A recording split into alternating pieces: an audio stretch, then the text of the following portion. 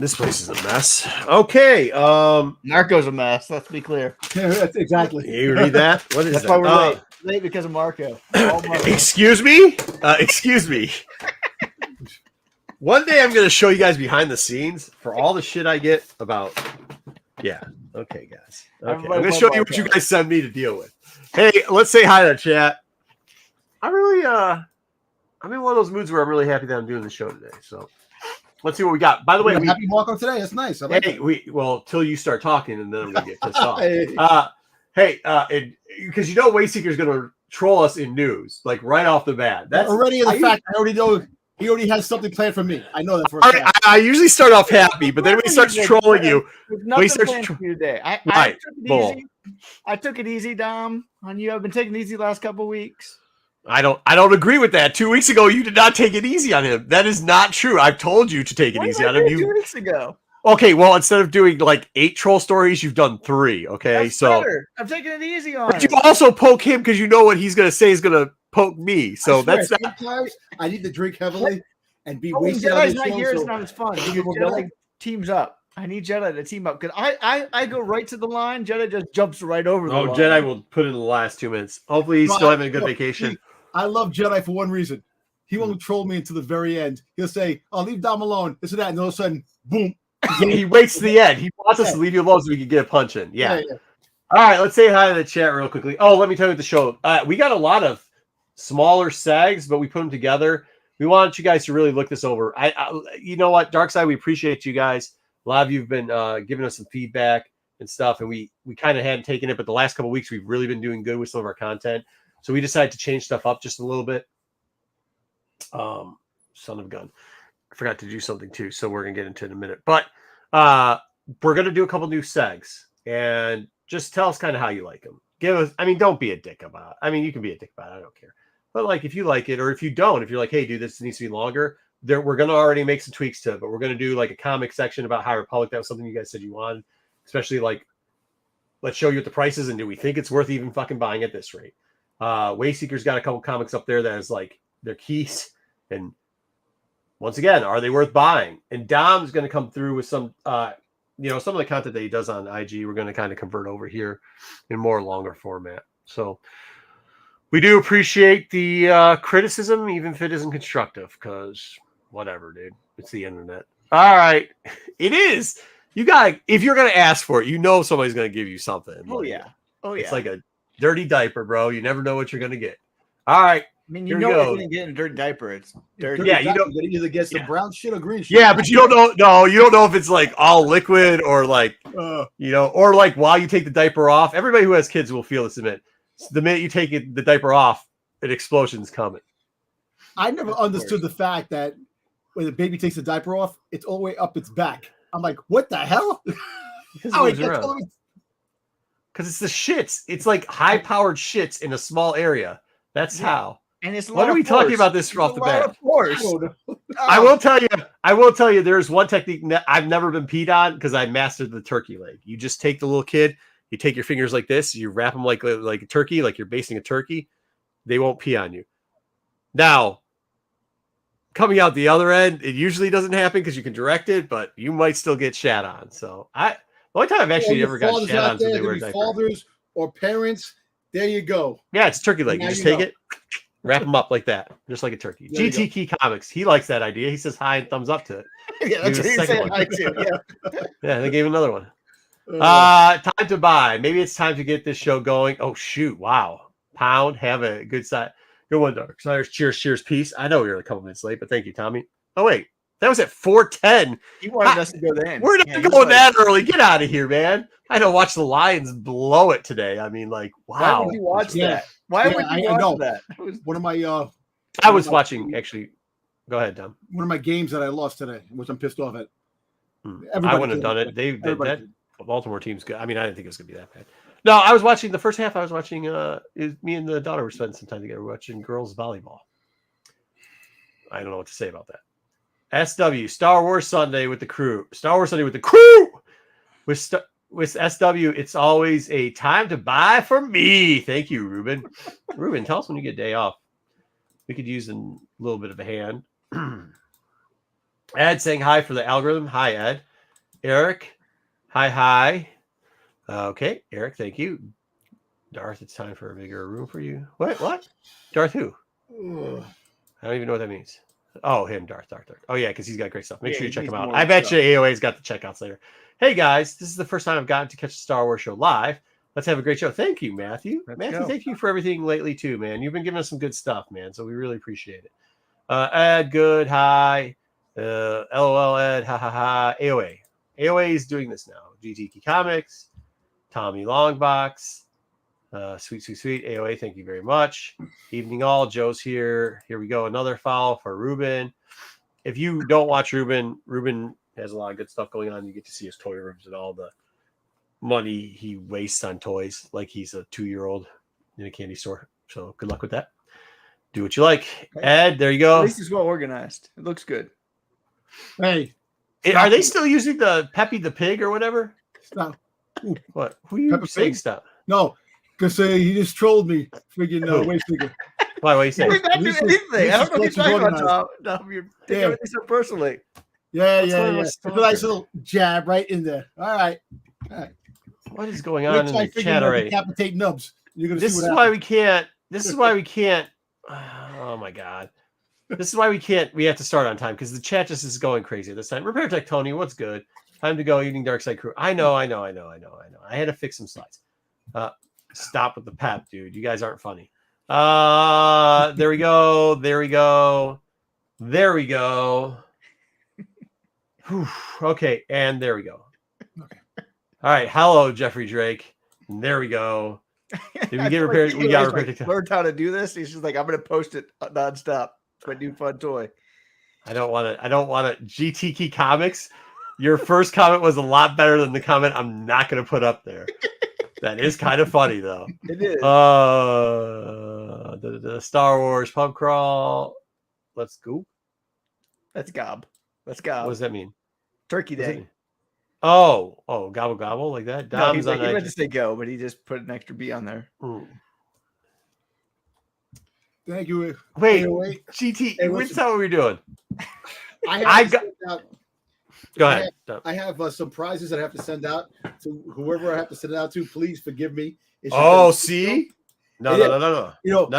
I told you guys about this shit. I know. I actually forgot on some of the on what I have to send out. Because I just been really going crazy. But I do have everything on the side. It's going out next week.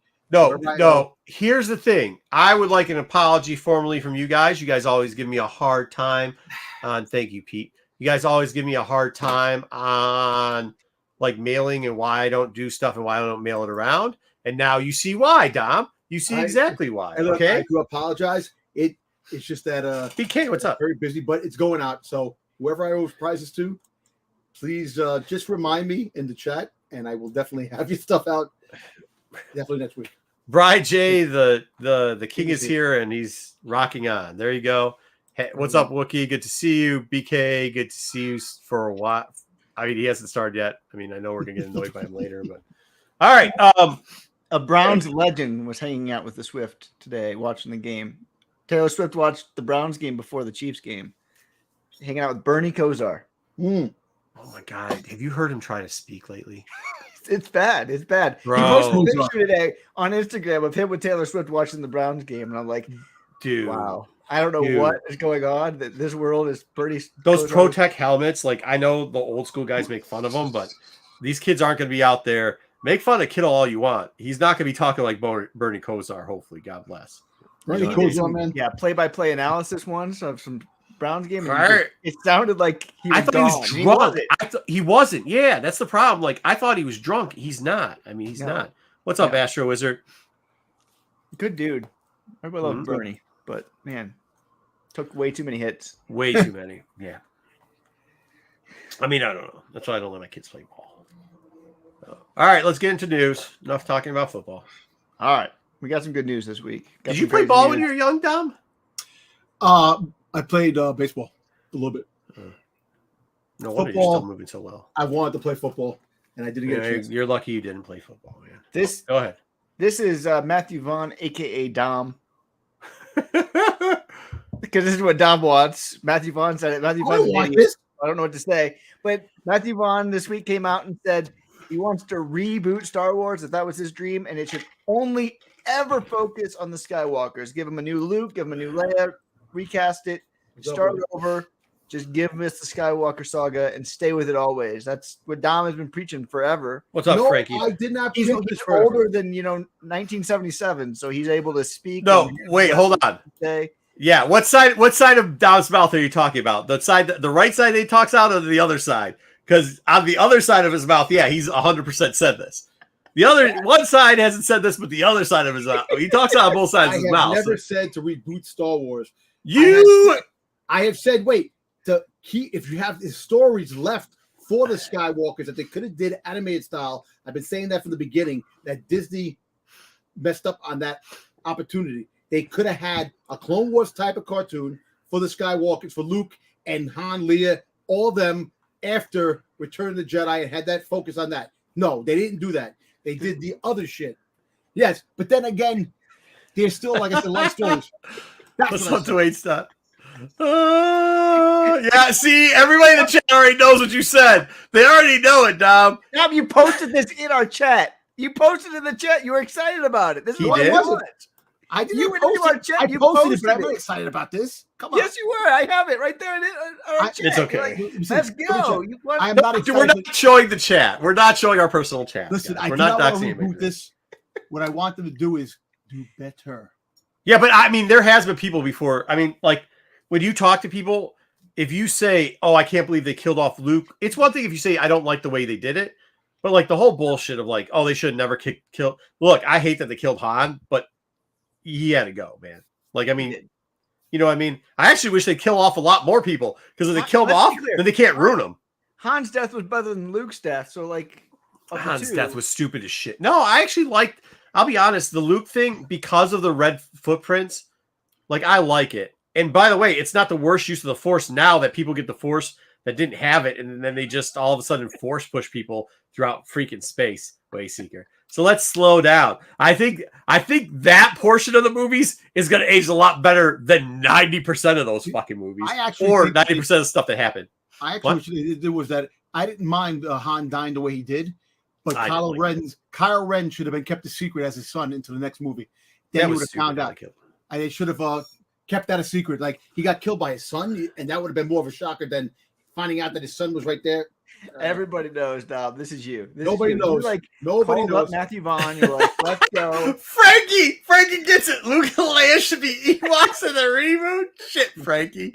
Damn it. All right. Good job, Frankie. Good job. The whole chat's about to get it too because they're going, "Hey, what's up, Mr. Appleman?" Did not say that. Don't get me started, Wayseeker, because it'd be a long night. Yeah, it's a long night. That's right. You say we all don't have the Force? Yeah, I mean, like, I don't know, dude. It's already getting out of control. Good job. No, I think Han was. I'll be honest. Han, I think, was the worst death out of the three because it was nonchalant, stupid, and then like everybody was standing there, and all you get is Chewie screaming into the air for some reason. Really dumb. Like really dumb. I mean, you can dislike parts of the Luke thing. The Leia thing, you had to do it the way you're going to do it, right? So yeah, she had that. All right, we'll keep moving on.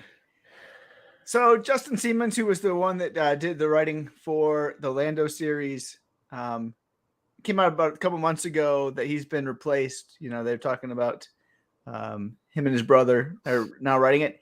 Justin came out this week and said, I still have not been told by Disney that I've been replaced. And so that's like, he's like, come on now. If you are moving forward with the series, at least have the decency to let me know. And I agree with him. Like, that's pretty wrong by Disney. If a guy's Disney's a bunch of attached to a project, you need to let them know that they're no longer attached to a project and you're moving in another direction. It's like Disney's having a girlfriend and not breaking up with somebody else. Hey, do we know? You have to let go of the girlfriend before you date somebody else. Yeah. Do we know for sure any of this is truth? We don't know what else going on, man. Who came out and said this? Did it? Justin Siemens came out and said no. Before that, who said that Justin Siemens was let go? Oh, Lando. Whatever. Yeah, Glover. Which I love him to death. I love Glover to death. But let's be honest. He said a lot. He's the Dom of actors. He said a lot of shit. And every once in a while, he does some really good content creation. But a lot of times the shit he says doesn't add up. 2 + 2 for him is 6. That shit don't add up sometimes, is all I'm saying. So let's let it go. Hey, can we readjust this? If Frankie got a half a bell, let's give Frankie a full bell again. Ring the bell! All right. But yeah, I mean, I don't know who to believe in this because, like, Disney doesn't say anything about anything. That's the thing where you're wrong. Disney never says anything. They'll tell them privately and then move on, but they don't. Usually we find out from the artist because when Disney lets them go, they go on Twitter or IG or wherever and they throw a hissy fit and like, I'm not getting that Disney bag anymore. Fuck them. You know what I mean? Yeah, so fucking Disney. I can't have what does this mean? Marco, you can't have watched Rebels and just say people have the Force now and can just No, I was being sarcastic about that, I think. Is that what he's asking? If I was honest? Yeah. I was being sarcastic saying that sucks. Also, did you like KOTOR? The game? I did, but the game's not canon. Like, that's the one thing I don't think people understand. Because, like, you could choose to be, a female. You can choose to be whatever you want. Yeah. Yeah. Yeah, so I mean, whenever you could play choose your own adventure, that's not a canon situation, bro. Yeah. So yeah, I did. But what's up, Mojo? Good to see you, man. It's a great game. It has not aged well. It is a boring game to play now, so don't play it. Yeah, you missed like 74 times before you actually hit somebody. Oh no, Astro, that's not the part. Replacing him is gonna be horrible if they try to replace Glover. I'm just saying, Glover said some shit before. Childish Gambino has. I mean, I really do like him as an actor. I think he does a lot of good stuff. I'm very happy that he's successful. But sometimes he got a little Kanye West in him, is all I'm saying. You know what I mean? All right.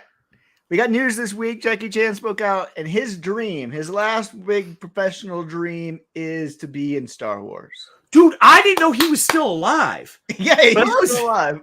How did I know he was alive? Jackie Chan. He was in a movie. He just did a movie with John. Was it John Cena? I haven't seen him in things because that's not a movie. I would. Dom. Like Rush Hour was the last thing he was in. I think I've seen him in. That's it. That's like 20 years ago. Did he do something with John? Dude, how cool is this though? This is what I was thinking the other day about this because he came out for something else and he does look. I mean, he looks okay. I was surprised he could still walk actually. But maybe it was this that came up. But this is also like, dude, the guy's just a stunt guy, right? Like, that's legitimately what he is. He's a stunt guy that had a little bit of money and just started making his own movies of him just doing stunts, being a stunt man. Yeah. And congratulations to this guy. I mean, hustler's got to hustle, bro. But I love the fact that get a cameo. There's no reason that you can't give Jackie Chan a cameo. Come on. What's he going to do? Parkour? Fucking. Oh, guess what? You want to know something? You're right. You know what he should do? Oh, I got an idea. He should fight Ahsoka. Because both their old asses can creak around doing fake ass parkour, and they make it work. No offense to Jackie Chan, he probably moves better than fucking Ahsoka. I think that is offensive to Jackie Chan. He's like 90, bro. He's 70 something. He still probably moves better. Get the fuck out of here. 77. He's 77. Wait, Singer, you get the fuck out of here too. Let's stop. Let's stop. This ain't 1990. Chris Tucker. Have you seen Chris Tucker? Chris Tucker looks about 68. Huh? Doc Brown's got to be 90 years old. He was in Doc Brown's 85 years old. Just turned 85. Doc Brown didn't do anything but shit his pants in a fucking chair the whole time. The same thing. Give him a cameo. Nobody wants to see. No. Nobody wants to see Jackie Chan shitting himself. You Jackie Chan, you want out like doing backflips. Chan's got so many bells. You had Jet Li. You want Jackie Chan using a. He's. Oh wait. You had Jet Li in Rogue One. Yeah, you could do that. All right, Donald Glover. Hold on, let me get on chat. Donald Glover is all over the place. He is, bro. He's all over the place. All right.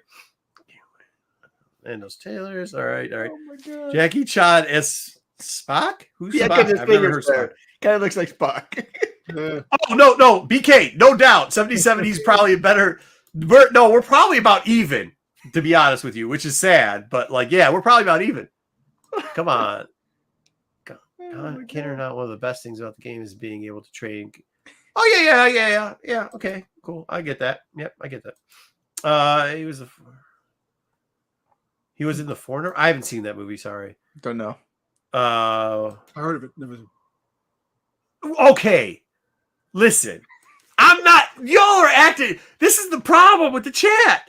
You guys are thinking Rush Hour Jackie Chan, right? You're thinking, what's the one where? Well, he does the same thing all the time. He always runs scaffolding and then does the flippy. Yeah, it's Rush Hour 2, Rush Hour 2, all the movies he does, even the ones before that. That's all he does. But that's what you're remembering.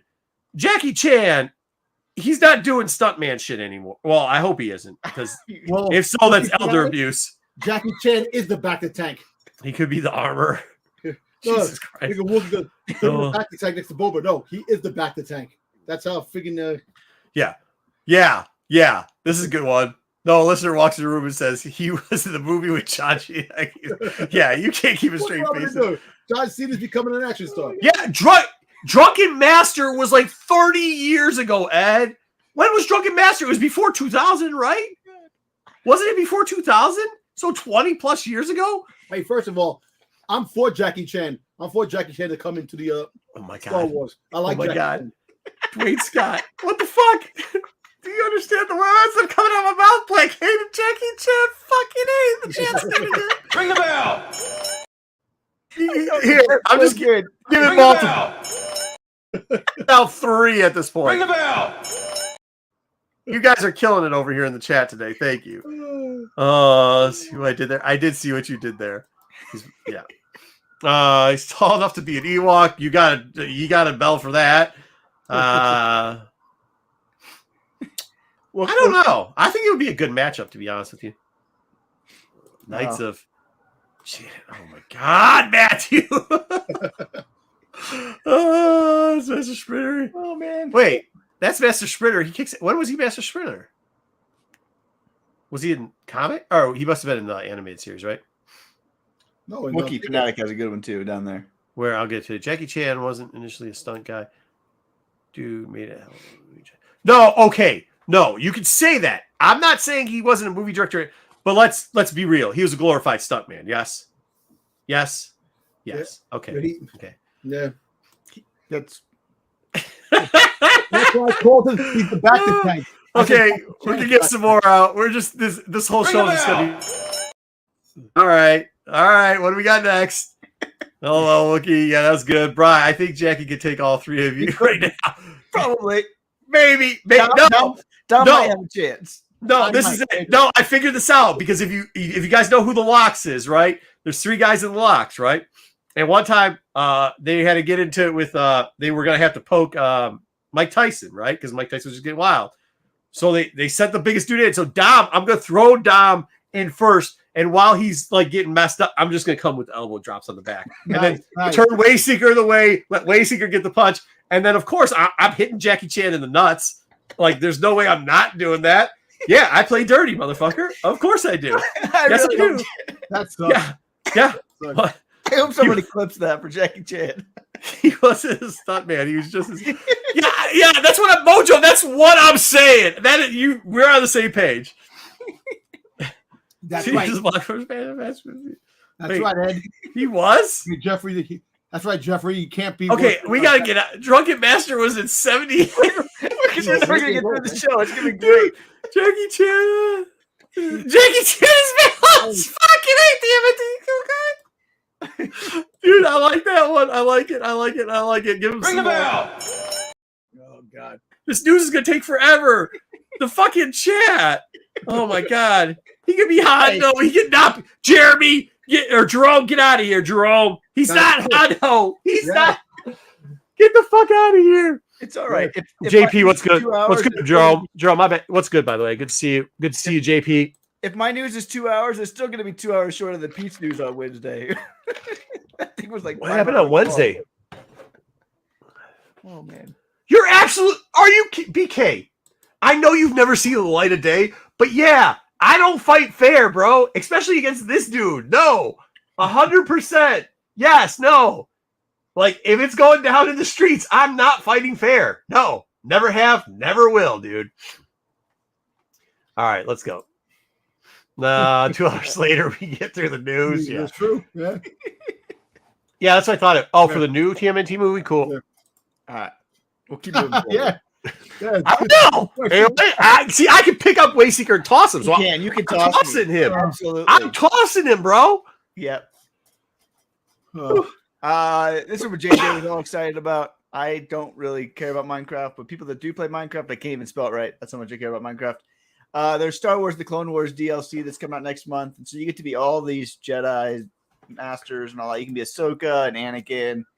I don't know. If you're in Minecraft, you still play this game. I gotta talk to him because I don't understand how it is. Like, I'll do it with my kids every once in a while, but I don't get none of it. My nephew used to love this game too. He used to play it all the time. Minecraft. Yeah, you could. I mean, you can now in this game, be all of these Star Wars characters and all. Dude, that. remember like back in the day when you play like on a computer, you play like a RPG, like Heroes of Might and Magic or something, or like what I'm talking about, and you just get like lost. I'm not talking like a shooter or anything like that because you could get that in CS:GO and shit, but like you play an RPG like Heroes or something like that, like you get lost for hours, like that you can. That's what it is. This is like the new version of you can get lost forever. So. Hey, so there you go. That's coming out. We talked about this a few weeks ago. We talked about how they found a long lost X-wing that was going up for auction. I found an update on this one. This one sold last week for $3.1 million. Tom bought this one. Yep, I bought it. Pocket change. How much? $3.1 million. Wow, that's really expensive. It is really expensive. Yeah. It's pocket change. Don't worry about it. I have it over here. I have it. I think I put it in my. Tom had to go to Dallas. He had to go back to Texas to get it. That's how much he wanted it. He had to go back to Texas. It's in my storage unit right now. I can't get it. I can't show it to you guys. Tom paid cash too. But yeah, $3.1 million for this thing. I was surprised at how much that thing went for. I told you it was going to be better than what you, because didn't you say maybe 1,000? I was like, dude, no, I said $1 million something. Or $1 million. I mean, yeah, maybe $1 million. I was like, yeah, no way, dude. Whoever bought that, I know that it's a private person that probably bought the thing, but I'm always curious on the person that bought that. If it was a person that is like Skywalker Ranch, like the dude in Skywalker Ranch who has all the well, he's got to get funding. He doesn't have that type of money. A bunch of stuff like that, or like just individual Star Wars collectors that have like unlimited amount of money that buy stuff. But you could technically buy pieces like this, like any piece of art, and then lease it out to places like Skywalker Ranch or whatever. This was in A New Hope. These were one of the models. There were a bunch of these things. It's not like there was just one. There was a bunch of these models. But yeah, this model came from A New Hope. That model was in a box. The guy died. The guy who had it. Yeah. And he was in a box that was just sitting there, and somebody found it. But again, there's no proof. I mean, somebody authenticated. Yeah, that's what we. Yeah, that's yeah. Yeah. I mean, you have to find the provenance of these things, and like most times, that's like, that's just amazing, man. Like all those props, the people around them. It's, I look at the fact that, man, the money that's there in those props, those original props. It's gotten higher over the years. Probably in the last like 6 years, 8 years, it's gotten a lot. I think probably in the early 2000s, this stuff was a lot more. I'm not going to say it. Okay, don't kill me for this, but it was a lot more affordable, as in you weren't seeing numbers like 3.1 million. Right. You know what I mean? Like you'd see numbers like $10,000 and be like, wow, $20,000 and be like, ooh. But 3.1 million is like, well, just imagine the guys who worked for Kenner who had the prototype Boba Fett. That's what I'm saying. Like if it was fucking drawers, they had them in the drawers and they didn't know, and they find them, they're worth all this damn money. It's like, come on, man. They are not the same place, man. They are. Jerome, no. There's some old dude that curates Neverland Ranch. That curates Skywalker. He's always at Celebration and stuff. Yeah, it's pretty amazing. So he has some crazy stuff. All right, this one's for Pete. This is Pete's Christmas present right here. I don't know who this Wesley Treat guy is, but I guess he's on a TV show or YouTube or I don't know, maker of things. I don't know what it is. But right now is what he's making. He's making a Gonk Droid beer cooler. And so you can see the size of it. It is completely on the inside made of PVC plastic. What? Is he making out of plywood? So he has plywood on the outside. So it's PVC plastic on the interior with foam coating to keep it insulated. And then he did a wood. Yeah. Oh, this seems like some Billy ass shit if I've ever seen some wood. Wood Gonk Droid. So, you really want this to hold your beer when you're having a party. You think this is going to be your centerpiece for your party, which everybody's going to come. This is you talk to Wesley Treat about making you a Gonk Droid beer cooler. You could make come on, man. You can do this yourself. But why did he just go get a fridge that's out that some Billy threw out? Grab the inside, cut that down, so you don't even have to use PVC piping. You can use aluminum in it. What about the R2 friggin' soda coolers back in the day? Remember the Phantom Menace? They had those soda coolers, the R2D2. When you went to the stores, they had them in the stores, and people gave them away. Get one of those. Yeah. I don't know what to say. I don't know what to say to that. We're going to move on after that one. There goes the conversation. Next news. There you go. Okay. Hey, what? Oh! Headley Yes, sir. They're big on how or whatever. Okay, on what? Headley and Bennett, they're the big company right now on the shopping network and all of that stuff. They are collaborating with Star Wars for two things. Apron sets. They have all these different apron sets. They have a Boba Fett set, R2 sets, all of them. The apron bundles for a 4-pack are now starting at $360. So you get 4 aprons, $90 a piece. That's on sale if you buy them in bundles at $360. I think they're normally like $150 individually. They are also doing a Beskar knives collector set, which is 3 knives, which they look pretty cool, but they're $295. These things are selling out fast. If you want to get them, you have to get them now. I might get some. These people, I guess, are, I don't know, the big time players and shopping network and all of that. You need to get that Boba Fett. I was just going to say I'm going to try to buy these, but I need to figure out how. So are these wraparounds? Do you guys wear aprons at all when you cook? Yeah, I need that for my. Yeah, I don't like the stupid ones now. They're making them all these like little kids are like, hey, we got this thing, and you need the full. Where's Chef? Chef will tell you. They tie at the top and around. They're double all the way around though. It's got to come back out in the front because when I drop down, I think it comes all the way down. Okay. Yeah.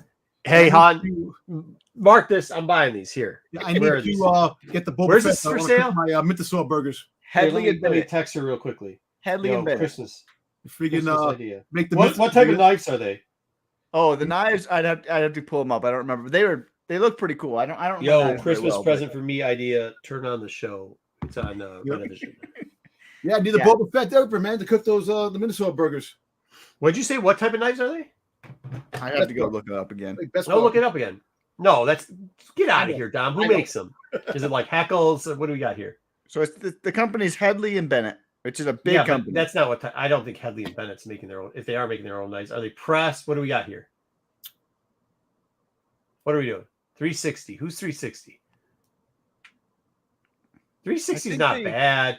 For all 4, it's 90 a piece. That's a little high. They're pro grade chef knives. So that doesn't mean anything. Does it say it's pressed or is it hand? Doesn't say to me. Okay, so it's probably pressed. Yeah, that's why we're asking, Joe. To MJ, 300 miles apart across the street. LOL. I don't know what that means. All right, cool. The knives are limited to 3,000. I don't care about that either. I'm not going to buy knives. And they are Damascus steel. Oh, okay. All right. Yeah. You can find way cooler, but do they wrap around instantly? Insanity. We can. All right, AOA, start sending them through. Then tell us where we can find other ones. It's not $100. It's under. Yeah. What is it? It's under $90, right? About 90. Yeah, it's $90 an apron. About that kind of. It's 4, right? You get 4. Which is what good aprons go for, to be honest. Yeah. I mean. That the hardest problem I've found is to try to get the ones that wrap all the way around because now they make all these artisan who the hell wears an artisan fucking apron, dude? Like, what are you gonna do with that? I don't know. All right, next story. I see what I'm getting for Christmas. This one's for Don. I was gonna say something about this. I've been holding on to this. I love this. Anyway, what's up? Only in Florida. There's a man who has an alligator who he named his alligator Darth Gator after Darth Vader, and he has trained his alligator to march to the Imperial March. Those aprons are bullshit. The wife just sent it back. She bought me some of those last year. They're fucking horrible. Oh, they're not good. Okay. Yeah. All right. Anyway, only in Florida do you get a person having a pet alligator that they named Darth Gator, which is probably related to Darth Croc or something. I don't know, from the High Republic, and trains it to march. The Imperial. I like that. And it does. As I saw a video of it. It actually moves to the theme song. Like, it has been trained to do that. So, yeah. Dude, absolutely bonkers, crazy. I love that you put my only in Florida comment up there. The first thing that was like response, only in Florida. Here we go. It was awesome. I hope that croc ate that Florida man too, because there's nothing that makes me happier than crocodiles and alligators. By the way, you know that, and AOA will attest to this. There's both crocodiles and alligators in Florida. It's like the only place in the world where that happens because it's Florida. But yeah, only in Florida, man. This is awesome. I mean, how much time do you have to do?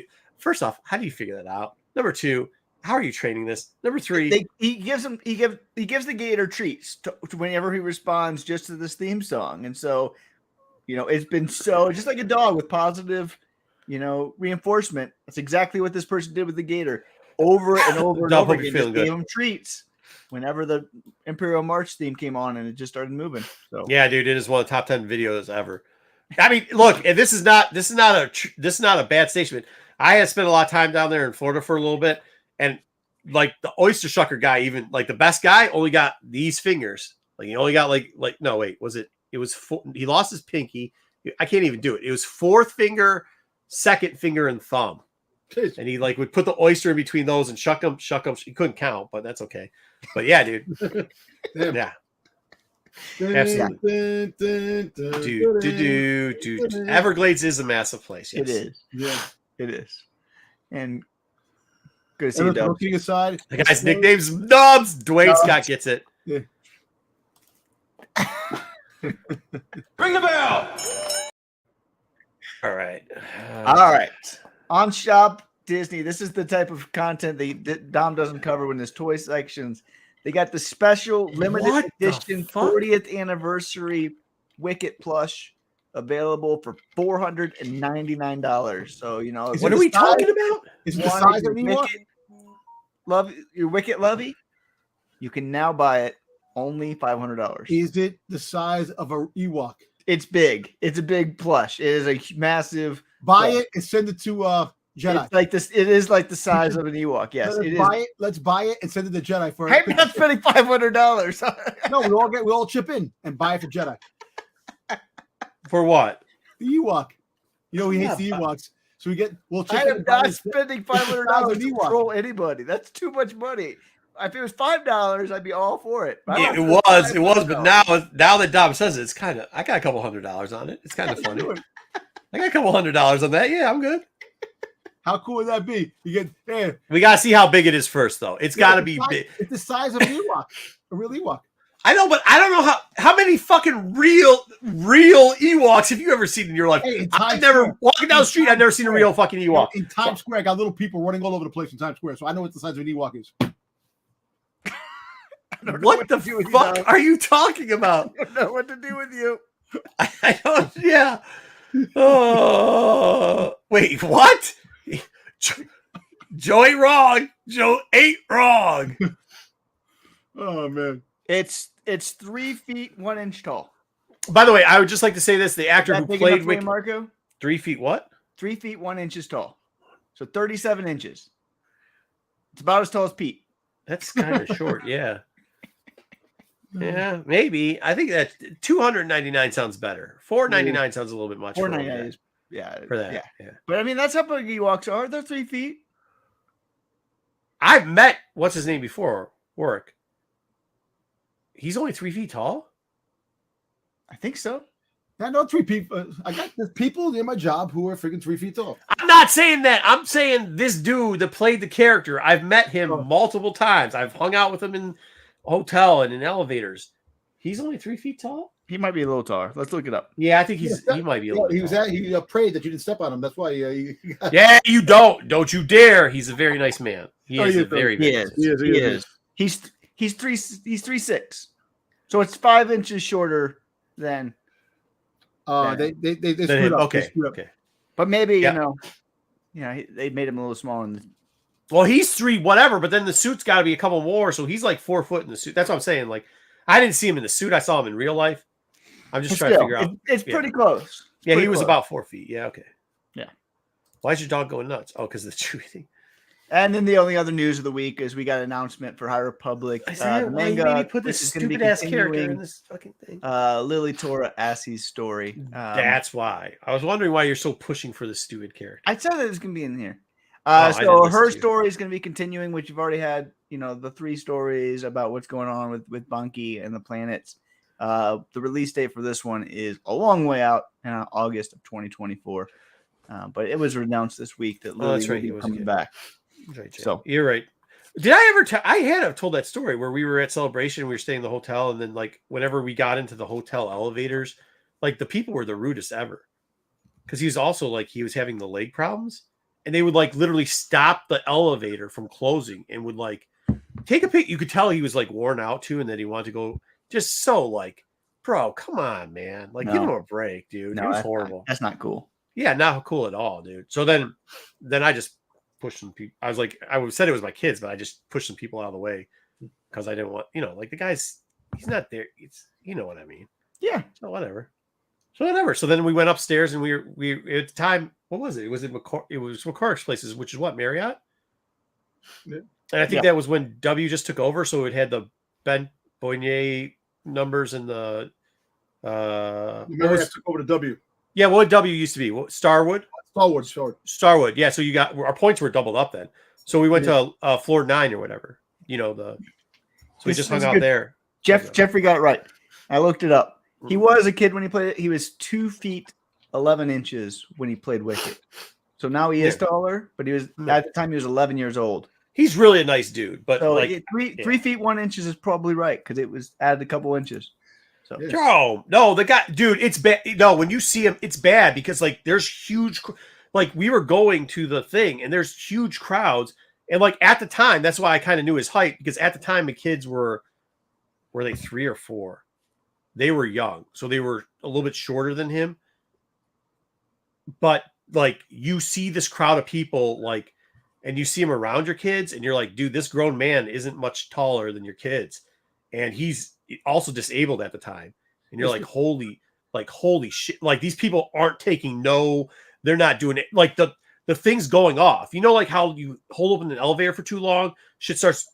So we're in the elevator, 2 little 4-year-olds, and maybe I'll show a picture of them when they're that young because I don't think it matters anymore, but they were little small kids, and this guy, and you just see these sea of people just and you're like, dude, get the bleep out of get out of here, man. Get out of here. So, I told you I played dirty. I kicked somebody in the knee. It's like the rest of them. It's like having a live action Funko Pop. That's not nice, Tom. That's not okay. No, that's not okay. That's not okay at all. That's not okay. Was that the end of news? That's the end of, that's how Dom ended news. That's how it ended right there. Jesus. I had the Lily segment, but we had to go back. All right. I tried to end there we go. News, but didn't matter. Let's get into these comics first, the weeklies, and then we got some other stuff. We'll do this, and then we'll do a bunch of other shit. All right, here we go. Wow, this book sucked. But I bought the cover with what's his name on it? Stinky. Because you had to have that. I did. I didn't get mine. For those people that forgot, I even forgot how bad this book was. This book's bad. There's a robot and there's Lando. The whole point of this book, we know, is that Lobo is going to get infected by the Lobot. You said Lobo. Oh, Lobot is going to get infected by the whatever the hell. We already knew that from what they we know because they spoiled it 3 books ago. So apparently this fucking robot can just screech something out and it knocks out the Rancor, which I didn't get it. So he just there's a lot of noises in this book. They climb out, the Rancor just starts tearing apart fucking infected bots. And then he's like, yo, dude, I know you hate me, but we got to get out of here. And by the way, what do you think Jabba's going to do when he finds out this whole place is infected? He's going to blow up and kill everybody. And then pretty much they're like, yo, Jabba, place infected. Jabba's like, yeah, kill fucking everybody. And then my man with his man tits is going, but dude, can we leave the Rancor? And he's like, yeah, for you. Okay. Let me hit this sloppy thing and eat it. Then they get on top of there. And then this is the part that fucking really pissed me off. And I cut 2 pages out. Lando has this stupid conversation with fucking Han on the wall. And then he even says some dumb shit that doesn't make sense. Like, I bet you what happens if he comes out blind or cold or can't. It was like, dude, they pretty much ran down all the things that happened to Han. And I don't even know why they did this during the period where Han's on the wall, or they even showed Han on the wall. You didn't have to fucking do that. And it makes it even stupider because it makes no sense because it fucks with Return of the Jedi. So, whatever. Also, Jabba is the worst vacation person ever. Because he goes on vacation once a month, and all he does is run his barge around Tatooine. Like, why wouldn't he do something else? He's got all the money in the world. He's a gangster. Like, if I'm going to do a vacation, or I'm not going to hang out. Well, he's traveling all the time. He's always traveling and shit. So he's sometimes just being at home. Not according to this book. He just hangs out on Tatooine and takes a trip around the dune. Well, that's what I'm saying. Like, sometimes I take a trip just out on the lakefront. You for leave, like a vacation. You leave Han there. Anybody can go there and take Han's thing off the wall. This book was not good. No, book sucked. Book sucked. Lobo got infected. Then Lando, to intimidate a droid, starts shooting off his body parts. This was weird. Stupid. Lobo gets infected. Lobot. Who cares, Lobot? Who gives a shit? This book is so bad. Yeah. Right. I get it. I actually think the art here was pretty cool because he looks super creepy infected. He does look creepy. And he starts talking to Lando, which didn't make sense because of whatever. And then Lando takes off, and at the same time, Jabba's going in. At least we're going to see a fight next one. I don't know. Stupid. Okay. That book was horrible. I'm sorry that I repeated it for you guys because I was embarrassed to even fucking read it. All right. My daughter helped me out pick these covers. So as you can see, D Squad coming out next week. There's the Chopper Tom Riley variant that has got a pink rainbow on it because she thought that was the best cover out of all these three. Mm-hmm. Even though she called the guy, it's called Forlome Brainhead. She's like, Dad, look, it's Brainhead. I go, yep. You mean Forlome? She's like, yeah, Brainhead. Because he's got brain eyes. And I go, okay, Brainhead. Okay. So, I mean, all around pretty decent covers. The next group that's coming out next week is Dr. Afro. We have the A cover there on the left with Maga looking, she's possessed. Spoiler alert, hasn't happened yet, but we know it's going to. Yep. You got another one of these stupid 40th anniversary variants. They've got the Darth Maul Clone Wars, which I know people are going to like, but she gave the yellow smiley face to Afro, the 25-cent incentive by you. Is it you? Is that how you say the name? Yep. Woo? Woo. You? Woo? Yep. You? Well, sure. Annie, whatever. That's Annie. What we're going to go with. Annie Woo. All right. There's also, hey, Dom, are you excited about this? The second print for Dark Droids number 2? What? We're not excited about second prints anymore? Dom's done. He's not even buying comics anymore. He's done. I haven't bought my books. What's up, Chef? I haven't really got a bunch of books in the last 3 weeks. Dom has completely gone to the dark side because of a comic store. He can't do anything because of it. It makes no sense. Dom. Go to a new store. They're all right. They're not that good, Bri. We'll cover it for you. This is the worst cover of all time. That Rod Rice Life Day cover. Hey, that's the Christmas special. We know what it is, Dom. That doesn't mean it doesn't suck. It's so bad. Yeah, but you know what's good about it is I know there will be a lot of Doms buying that, so there's going to be a bunch of the 25-cent incentive covers, and I actually really dig Destic's titties out coming for him. So it's a cool cover. Yeah, it's a cool cover, dude. It's definitely a cool cover. Except for Boss's eye, for some reason, is all fucked up. I know. Like, his eye's fucked. Anyways. Kill balance. Just kill balance. That's all I care about. Just at this point. Yeah, at this point, you got it. Happen. So this is a better looking version. We're in FOC, correct? Yeah, we are. Good. FOC, the next Dark Squad, which I think is 3, it is. Dark Squad 3. Remember, it's D-Droid's Dark Squad. But there's also a Dark Droids D Squad, but there's also Dark Droids just regular. And then there's also all the books that are So-So and DD, which is Dark Droid tie-ins. So Brain Eyes is there. By this time, she had already left and got annoyed with comics. So QT, KT, Tom Riley. I like that. I like that too. I think that's cool. I think all these are going to be cool. I think they're like almost connecting, right? Well, the KT's not. Well, the KT is just a special, that's not actually a Star Wars droid or whatever. I mean, they became one because that was. Yeah, I get that, but yeah, they're all done by the same guy. That's what I'm saying. He's doing all these covers that I like. Yeah, really cool. And then we get a little bit of a BT1, which is always cool. I mean, people like BT1, so yeah, whatever. Obi, we won't be fucking covering any of this horse shit for OB3. I thought the Perez is straight trash. The 25 incentive is not worth $5, but the Noto actually is probably one of the better Notos that have come out in a while. So Noto is just a regular cover. That's the middle cover. One on the left is 25 incentive. It doesn't even look finished, really. It's kind of rough and whatever with the Perez. I don't know. All right, cool. Well, we've wasted that amount of time covering those comics. I tried to make it as fast as possible because, as you can see from the chat, nobody's impressed by those at all, which I don't blame you. All right.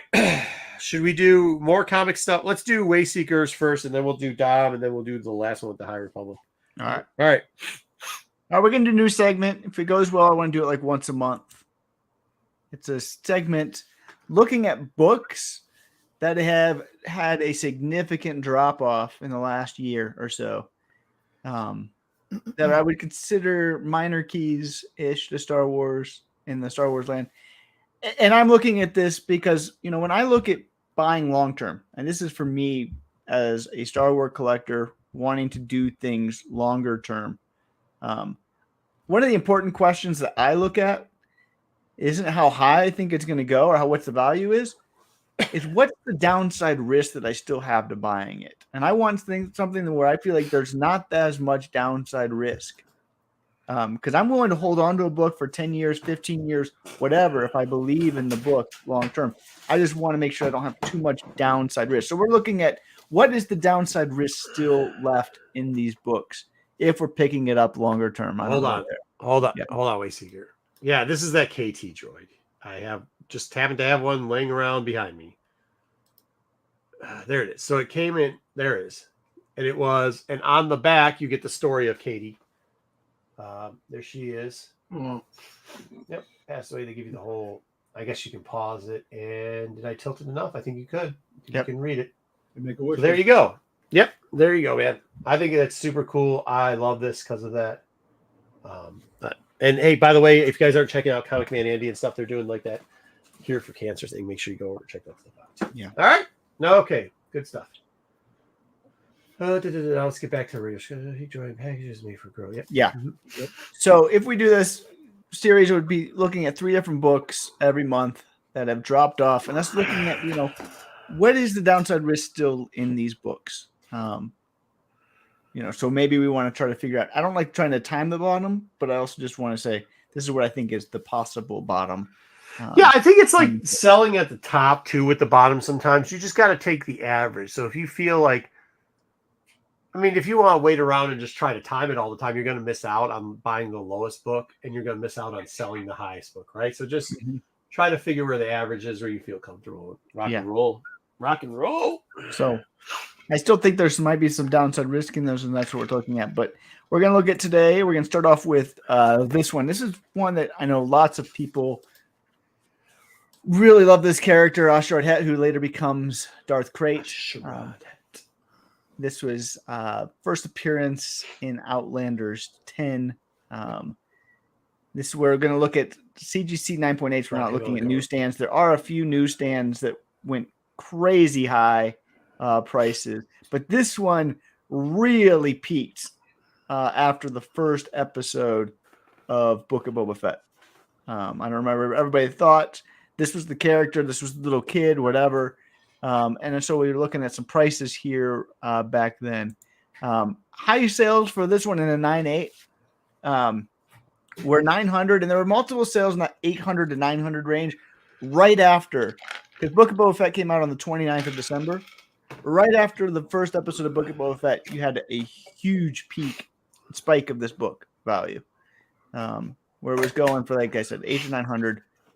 The highest sale was 900. After the show ended, you were seeing, which, by the way, didn't make a lot of sense why he'd be there, except for now that everybody can have the Force. I guess that kid could be him. I guess whatever.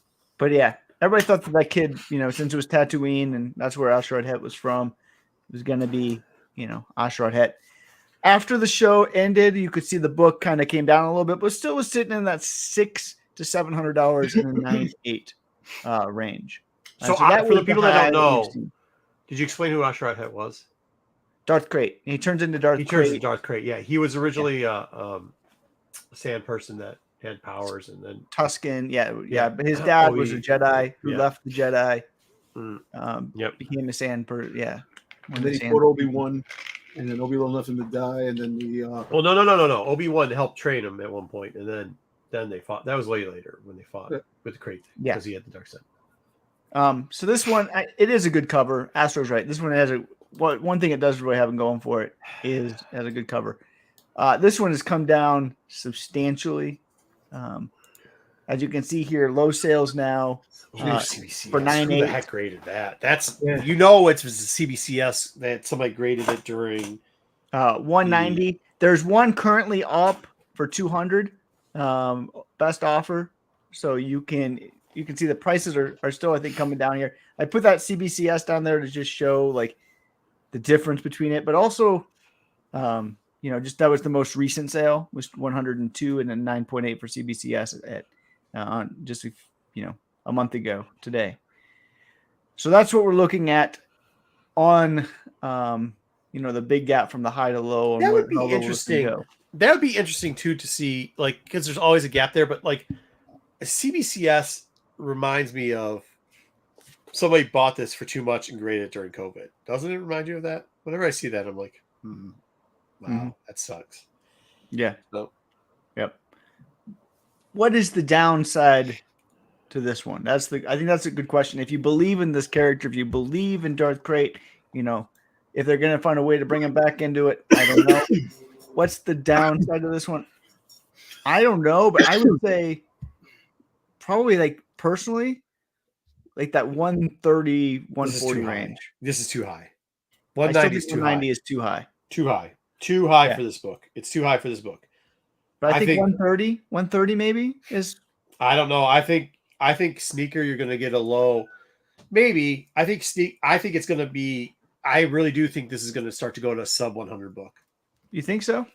Yeah, unless the only thing that's going to keep it from that, and this is something that I think they might be trying to figure out, and if they get to it first, it's probably a good idea that they do. Two things. This one does have comic up first, and that's not him on the cover, but like this has remembrance, right? People remember when this book was in 6.9 because it was on every damn show, right? So like they just remember this book. So this is going to keep it a little bit up. So if it does go 130, it's because of that, right? But the other thing that could benefit this is when they're doing these little break off shows, there has been legitimate hints about doing legacy, like break off, like 2-part legacy portions. And if that's the case, if that's more than rumor, which it's very low rumor right now, Darth Krayt situation. I mean, there's a reason why they gave what's his name, the new character Quay or whatever, the same helmet type thing that Darth Krayt wears. Now it's not the same construction because one of the constructions is made out of the same type of armor that they make for the what's their names, the people from Invasion. But I mean, there is a lot there, and if they start getting into legacy stuff, this is a character because then this starts playing with like the dark. There's a lot of things that they can do there to interlink very popular legacy characters, and he was a popular legacy character. The only downside of this is there's a lot of these out there that got graded and are in pretty decent shape. So without any motion, I mean, how much Darth Krayt love are we going to get, right? Because when people think Darth Krayt, they think what's the one with him and the chick with the red tits? Legacy. Legacy 1. They love that. They love that book, and then they love the one they put in the toy where it's just his face there. I love Dark Talon. We weren't really talking about Dark Talon. Yeah. We know you love Dark Talon. And that's another one that's on my list of things to look at in the future is that one too. But this one I still think has more downside risk at this point. I think Marco agrees. I'm kind of like that 134 because I think it is an iconic cover, and I also just think it has so much recognition that I don't know somebody's going to buy it when it gets below 130. Maybe. Let me ask you a question. Though, since they got like the the cartoons, the Tales from the Jedi that they're doing and stuff like that, and did you not listen to what I just said? No, I know where you're going. No, I know what you're saying. I'm just saying. I'm going to agree with you, saying they have stuff that's out. You never know what might pop up. Maybe they'll do a Visions cartoon with him. Who knows? Yeah. No, I mean, I think it's a good book to own it, but I'm just trying to figure out where that point to own it is. Yeah, like I said, like if you don't if a year goes by, and like if we look at this in a year, and this situation is currently going on with what's going on, and we do not hear about that, this book will drop. If there's any even like hint, like I mean, like a lot of even the pump and dump stuff's not happening around this stuff anymore. So like, I don't like. There was a lot graded. That's what I'm saying. When you start seeing books that are CBCS graded and being sold now, like we know what that is, right? That's code. That's code. That's code for people that fell for it. They fell for dudes saying like, "Oh, in all honesty, this is a great book," because those weren't the guys buying the books. Those were the guys trying to sell it to you on whatnot for over exorbitant prices. Yep. Yeah, let's go grade everybody. We should go grade at CBCS because why? You don't sell books because CGC has always had a better percentage.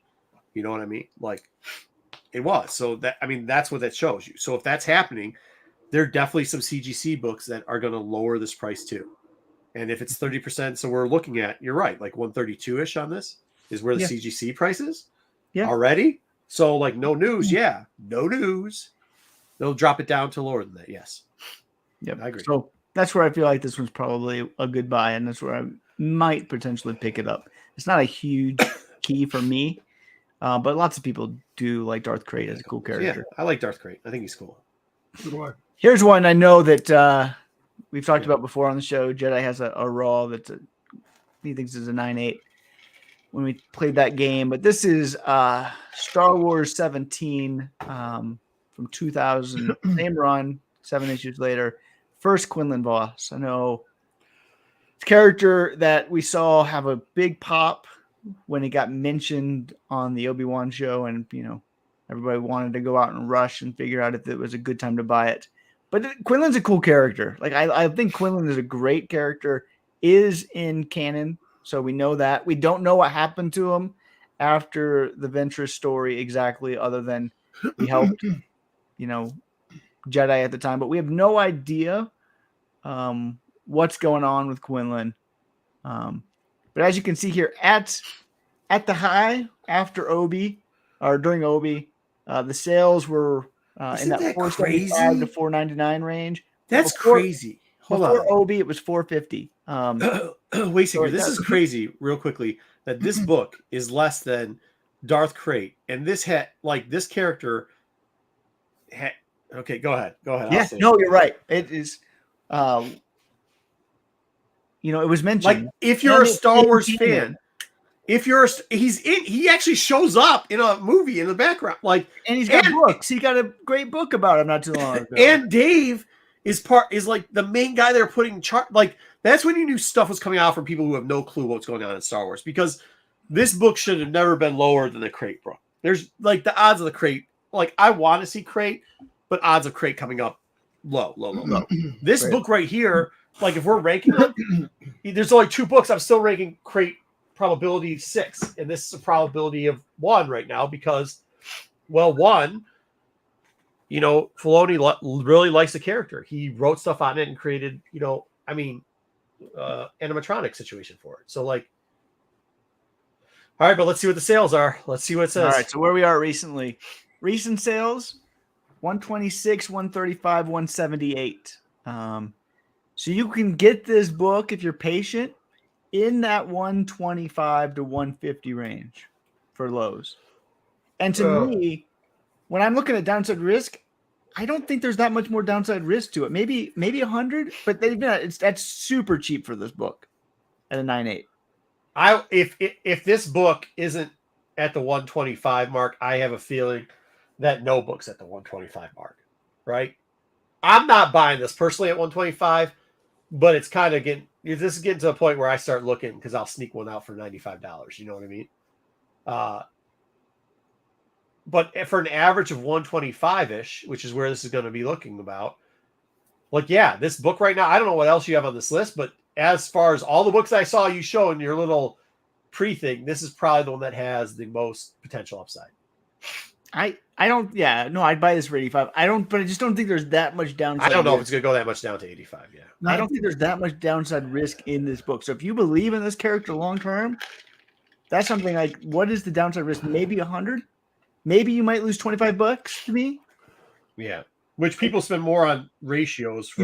And it's kind of crazy that they, this he's in canon because he was in the Clone Wars cartoon. He had a couple of arcs in the Clone Wars cartoon. So he's been on TV. So basically, like you said, Doc. Dude, he was in the movie. He was in fucking Star Wars the movie. Which one was it? Which is the one where they have?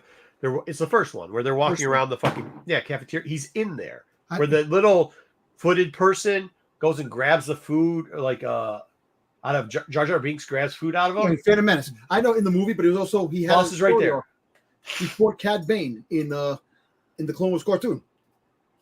Well, we also mentioned too, that they had an animatronic thing and they created a book out of it. So yeah. So I mean, this is one where again, when I talk about how low we can go, this is one where I feel like there's not that much downside. And this is a Jedi that we know is not dead because they mentioned him in Obi too. Like he's still roaming around. Yeah, I mean, you probably should wait till the end because I don't think there's a book that you're going to talk. I mean, I'm only doing one more this time, okay. But this is where, this is just me talking through my thought process on how I buy things long term, and just stash it away. I don't see this book going below anyway, but below $100. I don't see it. I don't see it either. So I agree. There's little downside risk on that one. This is the last one I want to look at. This is Kanan 1. This is the 1 in 25. This is what we believe the first of all the Rebels crew on the show. I know there's all the debate on this one. They are Darth, except for this is to me is if you believe in the Rebels crew, this is the one to own. This is the one I like. The 1 in 25. I really do like this cover. I'm a big fan of Plunkett. Personally, as a good cover artist from back in the Dark Horse days. This one, as you can see here, back during pandemic days, you were seeing sales anywhere from that, the high sales, $800, $900, $1,000. So $1,000 there in July of 22, $800 in December of 21, which is crazy for this book. I love the characters, but that's a lot for this book. I feel like, because there's a lot of these out there. That is Callus on the cover, though, right? What? Is that Callus on? That's Callus on the cover, though, right? I think that was Callus. That's Callus in his armor on the cover. Yeah, and you got Depa. I mean, it's a great cover. Great cover. I love this one. I don't think people think it's as great, but go ahead. I love this cover personally. Yeah, I'm not saying that you shouldn't. By the way, I mean your recent sales here, $375 were the last two sales on this one, which is basically, running the same price as Kanan 6 and a 9.8, somewhere just pretty even with what the Kanan 6 is going for in a 9.8. So this is what I'll tell you. Current ban, $450 free shipping. You might be able to put an offer on that thing for $320, $350 and see what happens if you really want it. But I think this one still has some downside risk, but I don't see this one going too much below $300. Thank you, Bri. I think the cover's mid too. I think the cover's mid, and I'm just thinking this is okay. Wait, Seeker, here we go. Not Star Wars diehard fan. You have to get some of this to the mid-level audience, right? This cover is not going to do it. It's not going to get Dom. Do you think this is the most fire cover you've seen, or would you rather buy a what's the guy's name? Mike Mayu exclusive reverse Mike Mayu, like the Mike Mayu. I think the cover's okay. Mike Mayu didn't even do a cover of this, but see what I'm saying? You see what I'm saying? That's my point. But Dom, thank you. That's 100%. You're right. It's 100% my point. I don't think it's gonna get as low as 150 because the 1 in 25, especially with the dark cover, you know what I mean? Like this wasn't a book that was like, people were really after. And when it does shake out, I mean, it is the first Rebel crew. It's cool. I just think it's going to be like one of those things that it has to get around through one of the Reddit groups, and it's just not there right now. Like if you check out the Reddit groups, I did not say that, but like this isn't one of the ones that flies around in there. He said that before though, because he thinks I like nubs. Oh, I agree. No. This isn't an incorrect statement.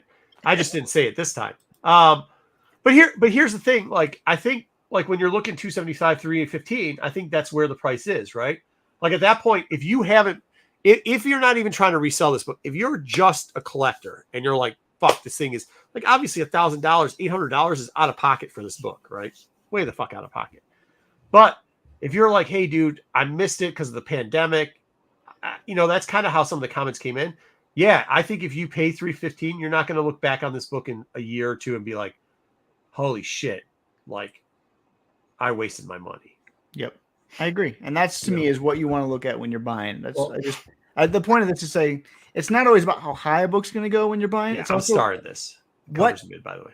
What can you lose? And I mean, when you're talking about a sale of $1,000, you got a lot to lose on this cover. But at $320, your downside risk is. Well, I think even on the collector end, and I don't know for a fact about this, but because I'm notoriously cheap, as we know, but like if I'm losing $700 in a year, I'm fucking pissed. Like my life ain't going right. You know what I mean? But if it fluctuates and I lose, $30, $40, $50, okay, on a $300 book. If I lose $50 on a $100 book, yeah, I'm once again not doing the right. Like that was the whole argument where I got all the kickback and feedback, which we all recall, is when I was like, people are willing to throw away $20 for 10 books.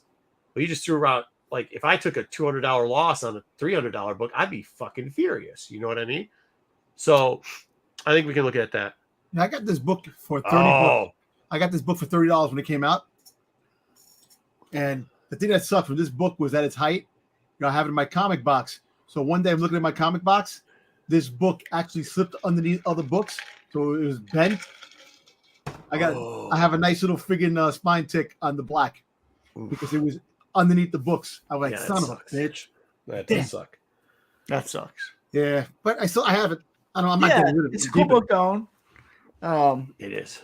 But we're talking 70% drops on some of these books. And AOA, we're always looking at people to help us make slides. AOA, always. Feel free. Florida man. I'm not joking, man. We really do. Anybody wants to help us out? Yeah, we'll hook you up with some stuff. We're more than happy. Hey, AOA, I like what I like. I like nubs. I like the green on blue. So I need to get AOA that thing that they use on Brucifer's channel where they got that dude with the raptor thing, so we can have AOA on every once in a while. Yeah, what? Yeah, an avatar. Yeah, that's what we need. Those be an alligator. Those are the three that I wanted to look at today. If you have other ideas, what I kind of want to do with this is look at one variant every time and two non-variants that at one time did pop because people, thought the first appearances or whatever were meaningful. And I do think long-term, some of these are decent characters that you want to hold, but just trying to figure out where is that point. BK, I talked to my cousin last week. She said, leave her alone, bro. Just leave her alone. All right. Yeah. By the way, I think you can find better deals on the non-ratio, but to me, if I want to buy one of the books long-term, I want the 1 in 25. Right. Yeah, I mean, I think it's a good idea. By the way, we have a High Republic version of this because me and Wayseeker talked and then I ignored everything he said and just did a High Republic version of this because it's going to be going on weekly for the next couple of weeks. So stay tuned for that. Good job, Wayseeker. I really like that. It's really good. But before we get into that, Dom's got top 5. I mean, Grail Boba Fett things. So that heads bobble and what? So, but before we get into that, if people watched my Instagram, I did the top 5 on the ones I didn't like that much, and I did the top 5 on those. I still in my collection. I still do like them, but not as much as these top 5 that I do like. So this actually, I've got this. We got 6 because this is the honorable mention that we're putting out here. I have this pop, and okay, we're just gonna show pops all day. I like it. It's a cool scene. Hold on. Yeah, big. Hey, hold on. You got no of these pops. I'm just gonna do this so we can just hide and he can just do whatever he wants. All right, you ready? Let's see if this works. There you go, Dom. All right, so I like this pop. Oh, that's too big. But it's the honorable mention in the top 5 pops in my collection that I do like. So I got it autographed at Comic-Con, New York City Comic-Con. Yeah. So it's in my collection. I do like it. It's an action pose. It's not generic and just a regular pose, but it is an honorable mention because I have other ones that I do like the most. Sorry, Dom. I'm trying to figure this out. Okay. Figure it out. What you got to do. All right. So here we go. What's the prices on these? All right. So now this one, the honorable mention one, it varies because there are fakes out there. And you can't tell the fakes from the real thing if you buy them online. So you have to be careful if you do buy them online. It's certain font on the box itself and the sticker. it fluctuates between $20 and $30, as high as $50 to $70, depending on who has it. But if you do see it and it's from China, don't buy it.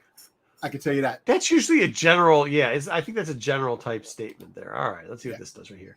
All right, here, next up, number 5. Number 5. All right, so I got this pop here, number 5, because it is the holiday special.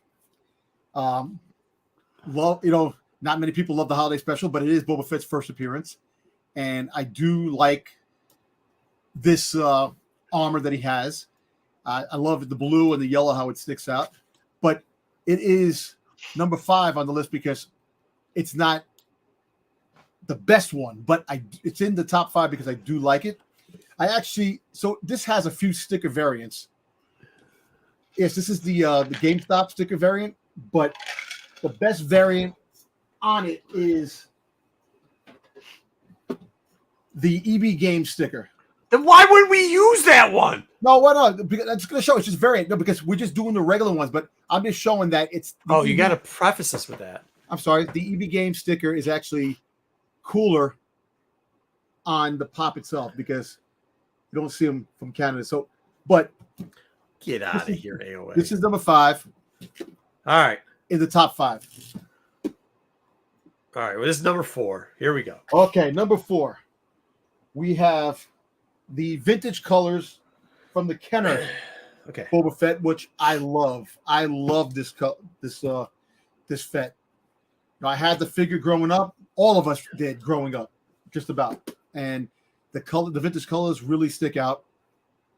And this one was actually issued from Bait Collectibles. It was a Bait exclusive. And there was 3 different sticker variants on this particular pop. So this is the Bait exclusive. The one that's shown is the overseas, which I have too. But there's another one that it's actually a lot more valuable because of the sticker. Yeah, Dry says so. The stickers bring more value. Pretty much so. Yeah. It's ridiculous, but it kind of there's ways that they do the sticker. You could tell. Next week we're gonna whatever number 1 is. Next week Dom's gonna show us all the sticker variants, and we're gonna show you the difference in pricing in it. Definitely. So feel on that. Yes, this one is actually between $20-$30 depending on where you're gonna get it. If it's the overseas sticker, you might get it for a little cheaper. But the Bait exclusive sticker, it's about $20, $30, $40. Oh, sorry about that. All right, number 3. All right, number 3. So there's a big story behind this pop because this is actually the first Funko Pop that I have actually purchased before my plastic crack addiction began. This is what started it right This here. Started my plastic crack addiction. Oh man! So it is the large font. So this one actually was the first issue box that came out. There's like 4 or 5 different box variants on this. Next week I will definitely go through some stuff. We'll go boxes and stickers and stuff like that. It'll be a nice little thing. But this is the first pop that I collect. The first one I ever got in my collection, pop wise.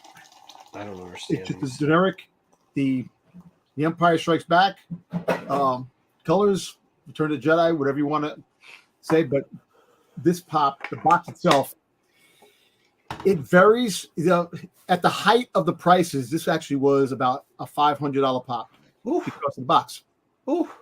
It dropped, just like the comic books. It definitely is tanking, but it's still great to have in your collection. If you see it in the store with the large font, pick it up because. Does large font mean older? Yes, it's the first edition box. It's like when you go to you buy the figures, the action figures, like the vintage line or something like that. They have different boxes. Same thing with Funko. They have a few boxes that actually came. That's a how low will it go. Yeah. So I have. Hey, Mrs. Fat. Yes, there you go. I had to see what caused all of this. Yes, I had to see it up close. $500 to $50. Wow! I bought this for $12. Good for you. For this $12, and I'm not getting rid of it. Look, it's the original Funko. Look at the It's date. made in China. Wait, no, it's one of the Chinese ones. No. It's no.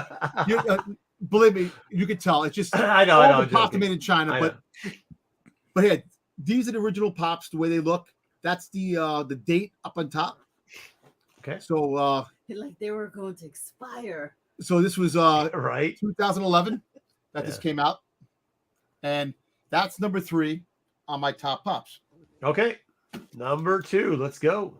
Okay, so number 2, we have Boba Fett with Slave One, which we all know it's not going to be called Slave One anymore. So what makes this pop? Well, it says with Slave One. With Slave One. So what makes this pop good? So this is the The cute one. him in the Slave One, the pop ride, the only Boba Fett pop ride that has come out, and this was a Comic-Con exclusive, and this is the full exclusive. So this is the shared sticker. So this sticker, basically, you can definitely get this one for $55 to $80. Now, mind you, there's a sticker that has more value to it, which there's the New York City Comic-Con sticker. So dumb. So now, not many of these are online. The shared sticker is a lot. You see the shared sticker a lot. So if you find this with the con sticker, pick it up. But this one's going to cost a little bit more. This is anywhere between $1.50 to $1.75, maybe even $200, depending on where you get it. So, mind you, shared sticker, $50 to $80. Con sticker, $150 to $200, or maybe even more, depending on where you're going to get it. I like to mention he has many boxes like this. Yes, I do. I know. I think you only need to keep one, Dom. But hey, Keep the expensive one. keep the. What do you say, expensive Mrs. Fett? Just keep the expensive one, right? Exactly. No. This is gonna be a great segment. I love her. No, This is It's I a love great her. segment. I love it. How to get Dom to purge his collection. And number 1. The number 1. Number 1. So this is the Droids 2013 Comic-Con exclusive, limited to 480 pieces. Oh shit. Yes, it actually was much higher. It actually does vary anywhere between $800 to $1,100, maybe even $2,000, depending on where you're going to get it. The mint of the box, of course, is going to be a lot more money. You did not pay that, did you? No, I didn't. Okay. So I did not pay that. Yeah. So this actually comes. He's not going to say how much he did pay for it, though. Well, it does come in 2 variants. And Giggle Fett was with me when I bought this one with the the European sticker. Oh, I paid $500 for this one. Okay. European. So she was with me when I bought it. So I got these for cheap. Now so he can't lie about it. So he can't lie about it. So basically, these are one of the most expensive ones that are out, because these are the droids colors, the droid version of Fett. So these are my number 1 because they are valuable. Plus, I do like the droids, the colors from droids, and maybe one day, if I don't know if the artist is alive who drew the Boba Fett droids character, but I know the artist is alive for the holiday special Boba Fett, which he lives in Canada. I'm gonna get his autograph. I will get these autographed by anybody who's in the costume, made the costume, wore the costume. You name it, I'm getting it. Pass the costume. That's it. Except the people who died.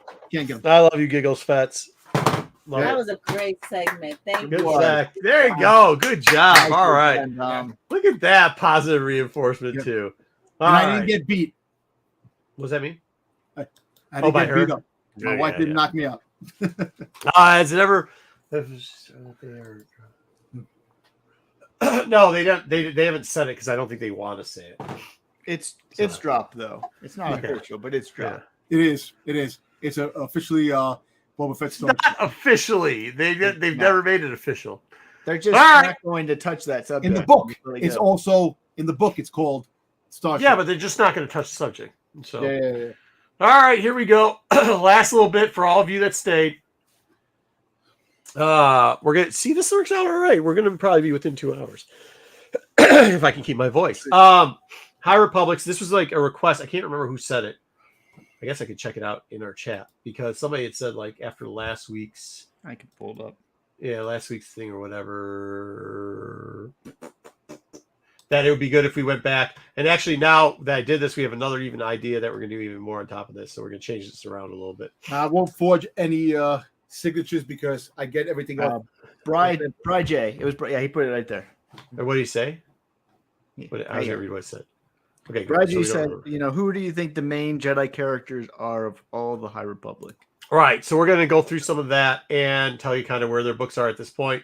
We're also going to do a couple other things. I just don't want to mention them yet, but we're going to do a couple other things to help you guys out, especially people who either missed out or were smart and just didn't buy these books at the height, right? Like some people missed out on buying them, and they didn't want to do it. Thanks again, Brian, for this because it's great. Worked out.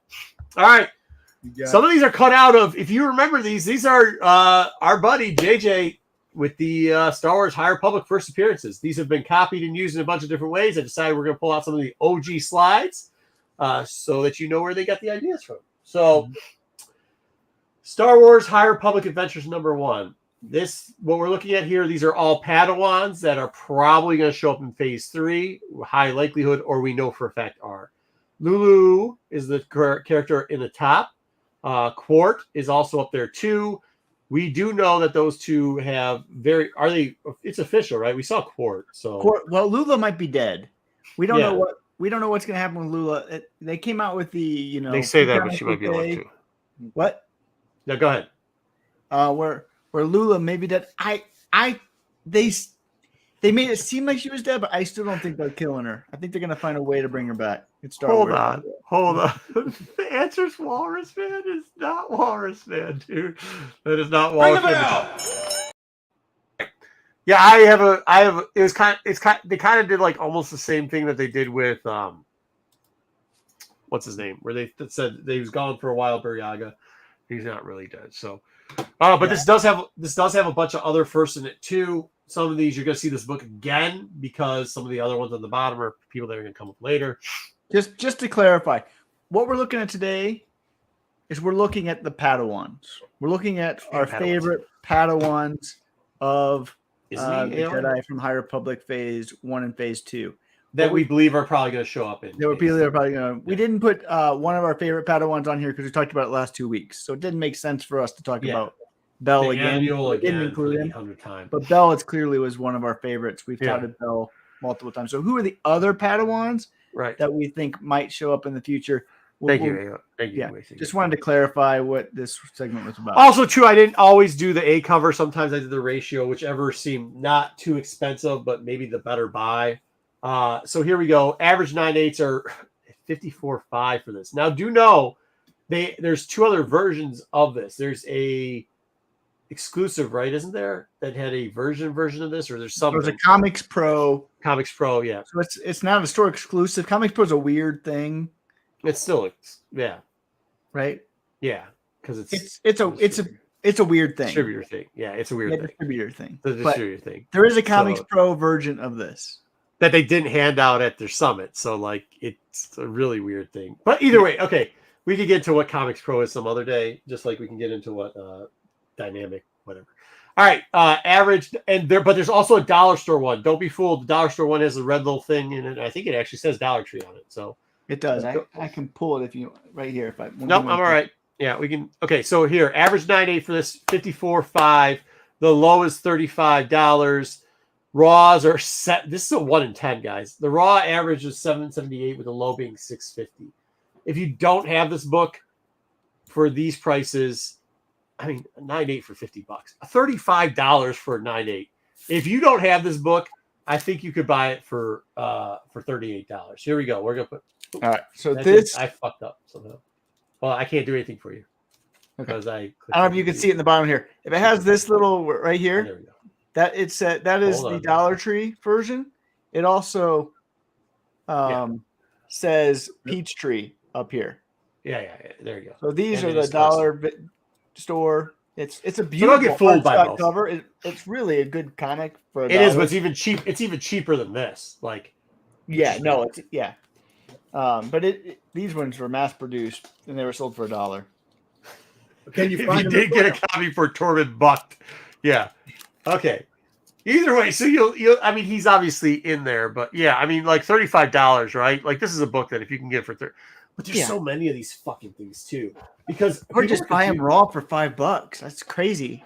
Yeah. I mean, it's crazy. The Dollar Tree version of these two made it even cheaper, I think. So, all right, that's that one. That's actually a buy. I'll be honest with you. If you don't have this, buy it in the 9/8. I didn't buy a lot of these, and I didn't grade any of them because, to be honest, I wasn't sold on most of the characters in it. Court. But whatever, for $35, I should go out and buy one. All right, Star Wars High Republic Adventures FCBD 2021. Now, remember, there's 2 different versions of it. Don't worry, chat, before you get wild on it, we're going to show you both versions because both of them have got Padawans that we assume are going to show up at some point. This one has got Ram Jamarama. That's how you say his name. It's Jamarama. So there you go. Ram is the guy that came out with the word, Dom? Wizard. Okay. We had to get that out of the way. Except he didn't, because it showed up in phase 2, which has 150 years before, which they contradicted themselves. Way to shit in Cheerios, Wayseeker. Way to shit in Cheerios. Okay. Chronologically. Why do they made a big rude thing? It's claws. You want to root all the nice things. Who cares? All right. Come on. Wayseeker. Be consistent. Star Wars. Oh, Black Betty, Bamaram. Oh, Black Betty, Bamaram. Oh, Black Betty got the Bamaram. You got to watch out for Black Betty, dude. She's crazy. All right. Anyways, here we go. The 18-2. Average sale for this, or average available for this is 99 cents. Currently, the average raw sale over the last quarter has been $2.83. I'm telling you, these books are going to shoot up as soon as something. Well, but I'll be honest with you. We just saw this one. We just saw Belle, right, in a comic or going to be in a cartoon. Yeah. If you're telling me they didn't create Ram-a-Lam for cartoons, you're out of your mind. They're going to have absolutely. They're going to have and his droid. They're going to have Blue Bear and Ram-a-Lam hanging out all day long, dude. And then they're going to have the Charhound and whatever. So, yeah, I mean, it's stupid because it's a free comic book day. Wait, the Charhound, is that the Mexican hairless dog that they said last week? Yeah, that's not a Mexican hairless dog. It's a Charhound. I know it is. But here's the deal with it. I'm not huge on free comic book day thing. I always thought that was a bunch of bullshit malarkey when they're like, oh, well, you know what? These books get tossed around. No, they don't. People just keep them because they come in a big-ass pack and they just store them because they got too many of these fucking things. And these specifically were in pretty good shape. So I would go hog wild, but 99 cents? Like, if you didn't get this, pick it up for 99 cents, dude. Yeah. Pick it up for 99 cents. If you see him in dollar bin, just pick it up. Pick it up. Yeah, I mean, like, it's not. There's people who ordered this because what didn't you have to order them 25 at a piece? I think so. I think isn't there an incentive to this too? That you order a certain amount of these books and something else? No, not the book? No, you have to pay out. Free comic book day costs you, it's more expensive now. But it costs you but you have to buy them in 25 bundles or something. You got to buy them some type of bundles. So just know that during the hype of everybody trying to FOC and buy through people were buying this shit in a bundle. So, I mean, I think you could I think people still sell bundles of them of like 25 for $20. So it's less than 99 cents. Damn, raw, $2.85 25 of them. That's crazy. Really love Ram. Well, if you buy them, just hand them out for stocking stuffers or whatever. Yeah. Okay. There you go. All right. Buryaga. Thank you, JJ. Buryaga. Look at the nice little #1 first appearance thing. Life Day, a horrible book. A fucking terrible book. But hey, he's around. He didn't die. Yeah, bundles of 25. Thank you, Don. I might be a little off tonight, but I still know his shit. He also appears in High Republic Adventures. He's all over the place. This is one of the characters they're going to keep around. There was a rumor at one time that they saw him in the Yep. We don't know if that's him or not. It's not. They confirmed it's not. Oh, they confirmed it's not. Okay, good. But okay, he's still around. He's one of the key, younger people. So we'll see. I mean, click my vid. You could say that about free comic book days, but they were selling those FC comic book days for that one for like $20 when it came out, which is absolutely absurd. All right, here we go.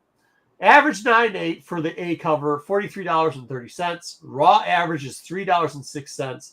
Low. Remember, this is a special too. Wasn't this like a $6 book or something? I think it was. I think it was. Yeah, something like that. Yeah, something like that. $7.99 maybe. Maybe not because it looks like this is $5.99. But whatever. The low for the A cover was $1 raw. Dollar will make you holler. 9/8 for Life Day and the red thing. There's a lot of these that were graded. The variant. Was it a 1 in 10? It's 1 in 10. Yeah, 1 in 10. The Life Day variant 1 in 10 was 132.5 on average. And average raw about $15. I was actually surprised that the raws are still going for about $15 when the average 9.8 is 132.50, which actually is pretty solid for this book when you think about it. Mm-hmm. Like, there's definitely still a lot of love, and if people think it's because the character is there or don't even remember why, I do think this is one of those where we talk about it. People just remember the color. I also think it's a 1 in 10. I also think it's the R2D2 and 2 should be on the cover. I think the cover makes people buy it because it's a good cover. I like the cover. If you're a droid fan, you're not paying $132 though for the cover. Maybe you might buy a raw for $15 because people toss $15. No, it's not. Like it's nothing. Brian, are you talking about the little kitty show? I don't know which Yoda series he's talking about, but yeah, I don't know. The Yoda limited series. No, it's not the same characters in the Yoda limited series. No, that's what I think he's in. No, but they fake killed him off at the end of 1, and just recently confirmed in 2 different areas that he is backing him to be part of phase number 3. And he's just Belle's best friend. So if you believe, and Belle's best friend, like Belle and Boryaga are together, and I would agree. Anyway, this is the book that I'll be honest. I don't think I was ever high on this book, even though I know it was his first appearance. But like, this got really expensive, and I still think it's pretty expensive for where it's at. But it is a 1 in 10. Yeah, even if these books are worthless, Marvel's continuing it, and the new one's coming out. The next phase of life. These aren't worthless. Like, look at this. This shit's going on average. They're good. They're good books. Look, and plus the cover art looks pretty cool too. I like the 1 in 10 is still going on average above ratio. Yeah. Like, I mean, when everybody talks about books that have got like shitty, like this is a sign now that like this book.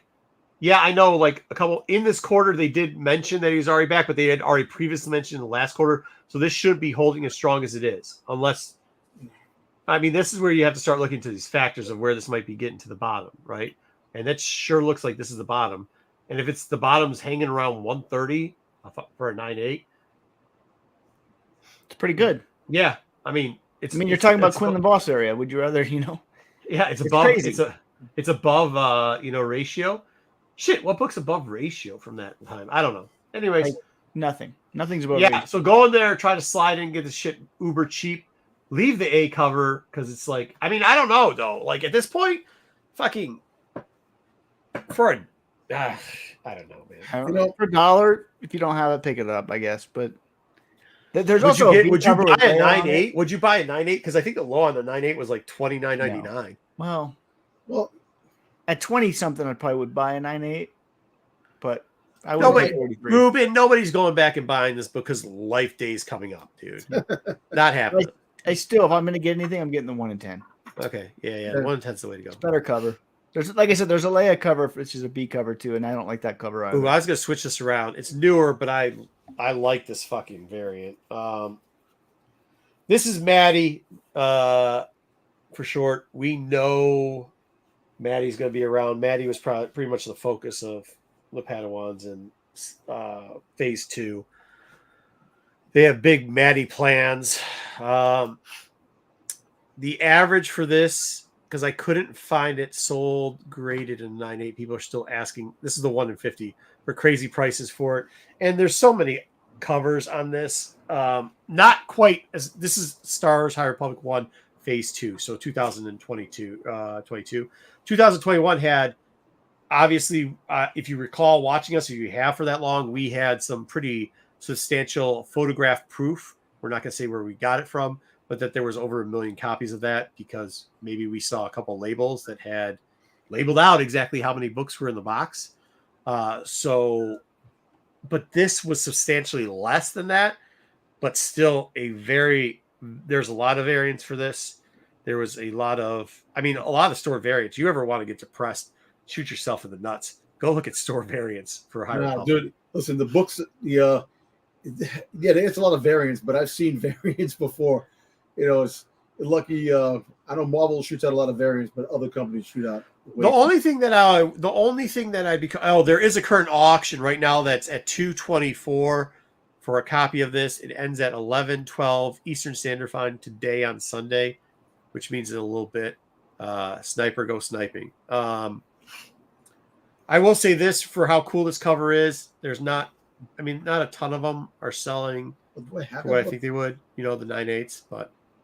$8 bucks for a low for a 1 in 50. $8.50 for but you got to think that $8 low. I didn't check it over too well. I don't even know if I have this book. I'm trying to think if I got it. No, you probably didn't because when this book came out, that 1 in 50 was hard to get. We actually told you not to buy it because I think it was selling for a double ratio. I think I got it. I think I do. I'm not sure. I gotta look. I can't remember. Yeah. I can't remember what I ate yesterday for breakfast. I do too. I like the Maddie character. It's not just Maddie's first appearance. There's a couple of other ones in here. Yeah, you got Mac, who's a horrible character. Terrible character. But you got the other guy with the Olivia Zeberon, who's a decent character. But I mean, like I said, Maddie's the winner. Maddie's the winner of the comics from Phase 2. I mean, if you could, if you could, I usually I don't try to tell people to snipe books or whatever, but.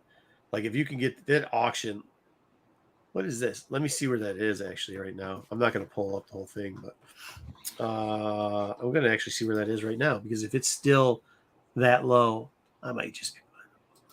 I mean that's crazy. If you're getting this for under $10, I mean, dude, you got it. I mean, I'd buy it for that, wouldn't you? Yeah. I mean, we're talking raw too, though. I mean, it's not like we're popping out 9/8, but the 9/8 aren't selling because people are asking too much for the 9/8. Let's be honest. No, yeah, there's 3 bids. It's at $2.24. Let me see what the copy looks like. Yeah. Oh, it's a little. What the? How would you post? Is it because he took it out of the? That's a weird way to do a picture. That's a weird way to do that. Okay. I know who did it. Oh, you know who this person is?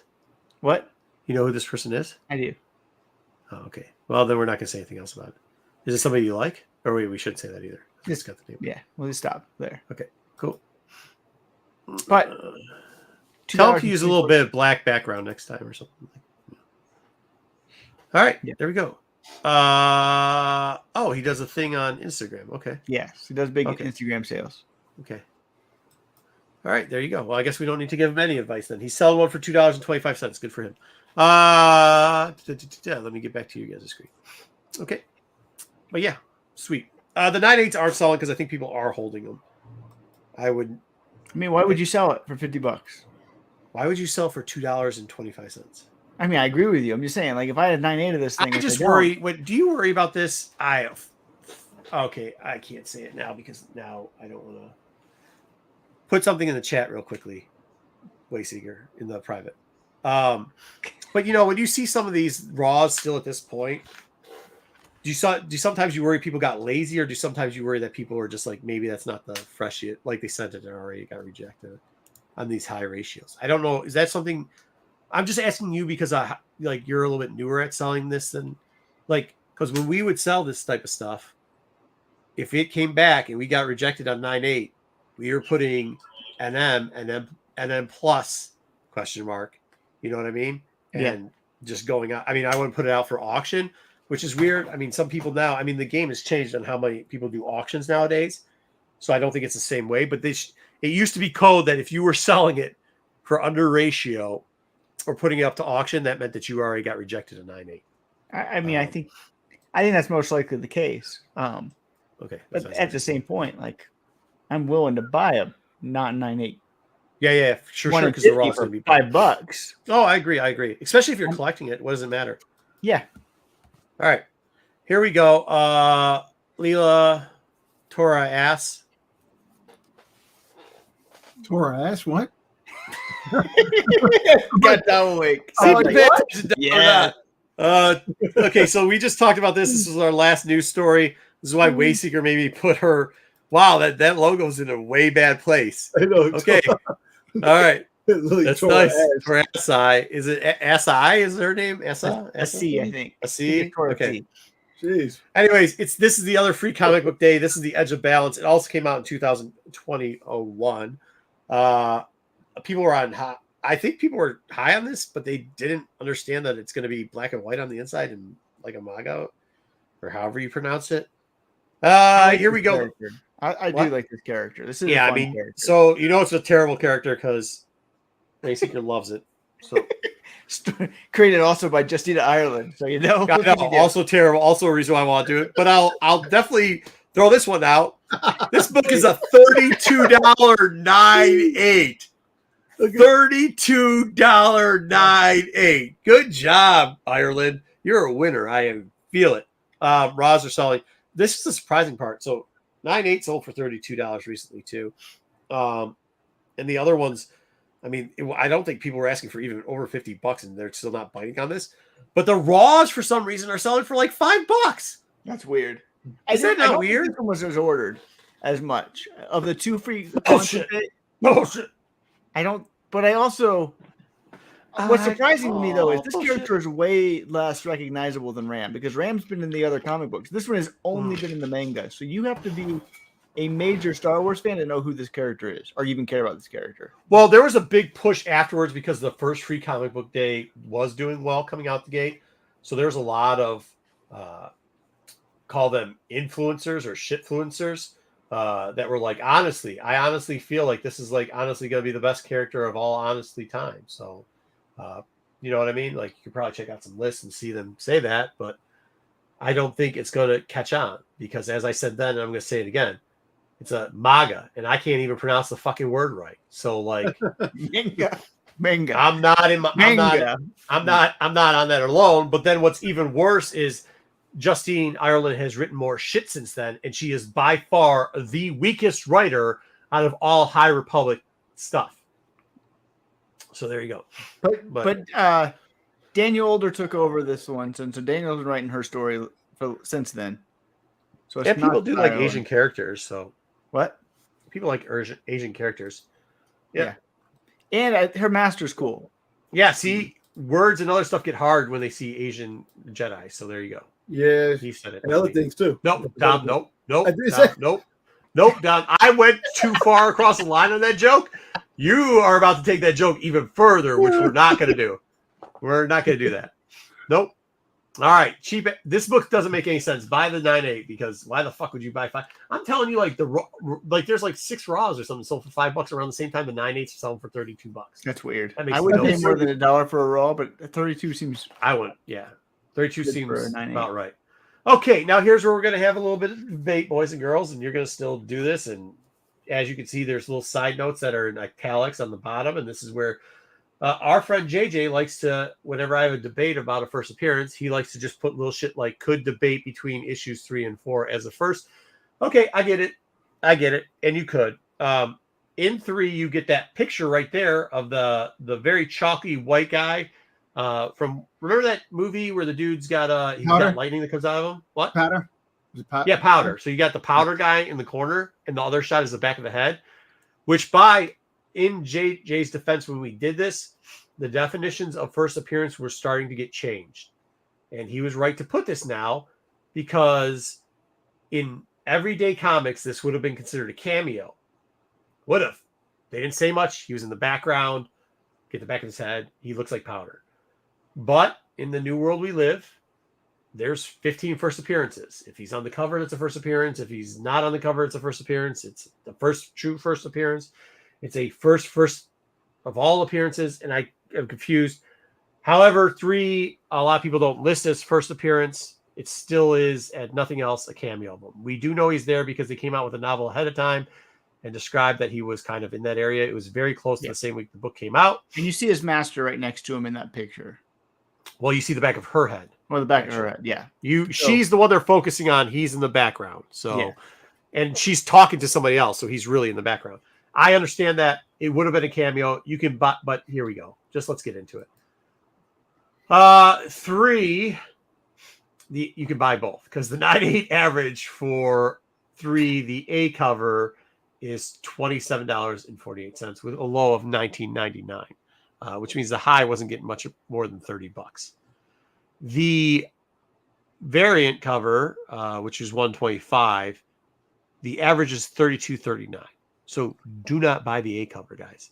Don't buy the A cover. No.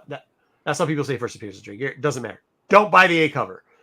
The low is $26.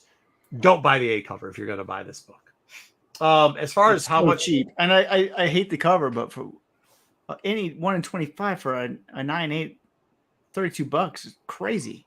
this character's been overlooked a lot. Iram or whatever, Amira. He's been overlooked a lot. Emery. Who gives a shit what his name is? That's what I'm telling you. Nobody even gives a shit what this guy's name is. Here's the thing, though. Who was his master? Vernestra. And what do we know about Vernestra Rowe? She's going to be in the Acolyte. Yep. Not only is she going to be in the Acolyte, she's going to be a major player in Phase 3. So to get her apprentices even cameo for $32, $26 on the low, probably might be interesting. Now, if you call that a first appearance, you can call it whatever you want. People call you whatever they want. So there you go. But 4, which is being listed a lot of times as the first appearance, see, the other book they called Dragear's first appearance, which I don't know why that's selling shit, because the Dragears suck. But this book, which they call the first appearance of Emeron.com, is last sale for Raw's 99 cents. Yeah, that's the set. 99 cents. And the 1 in 25, which I actually like it. This purple I love. It's a good cover. Yeah.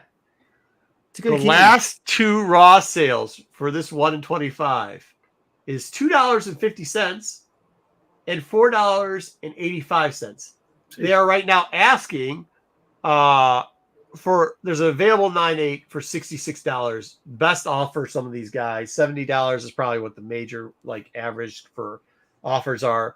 I would just find an OBO and give some. You could probably get this for $40 if you're patient. Yeah, $40, $50 if you're patient.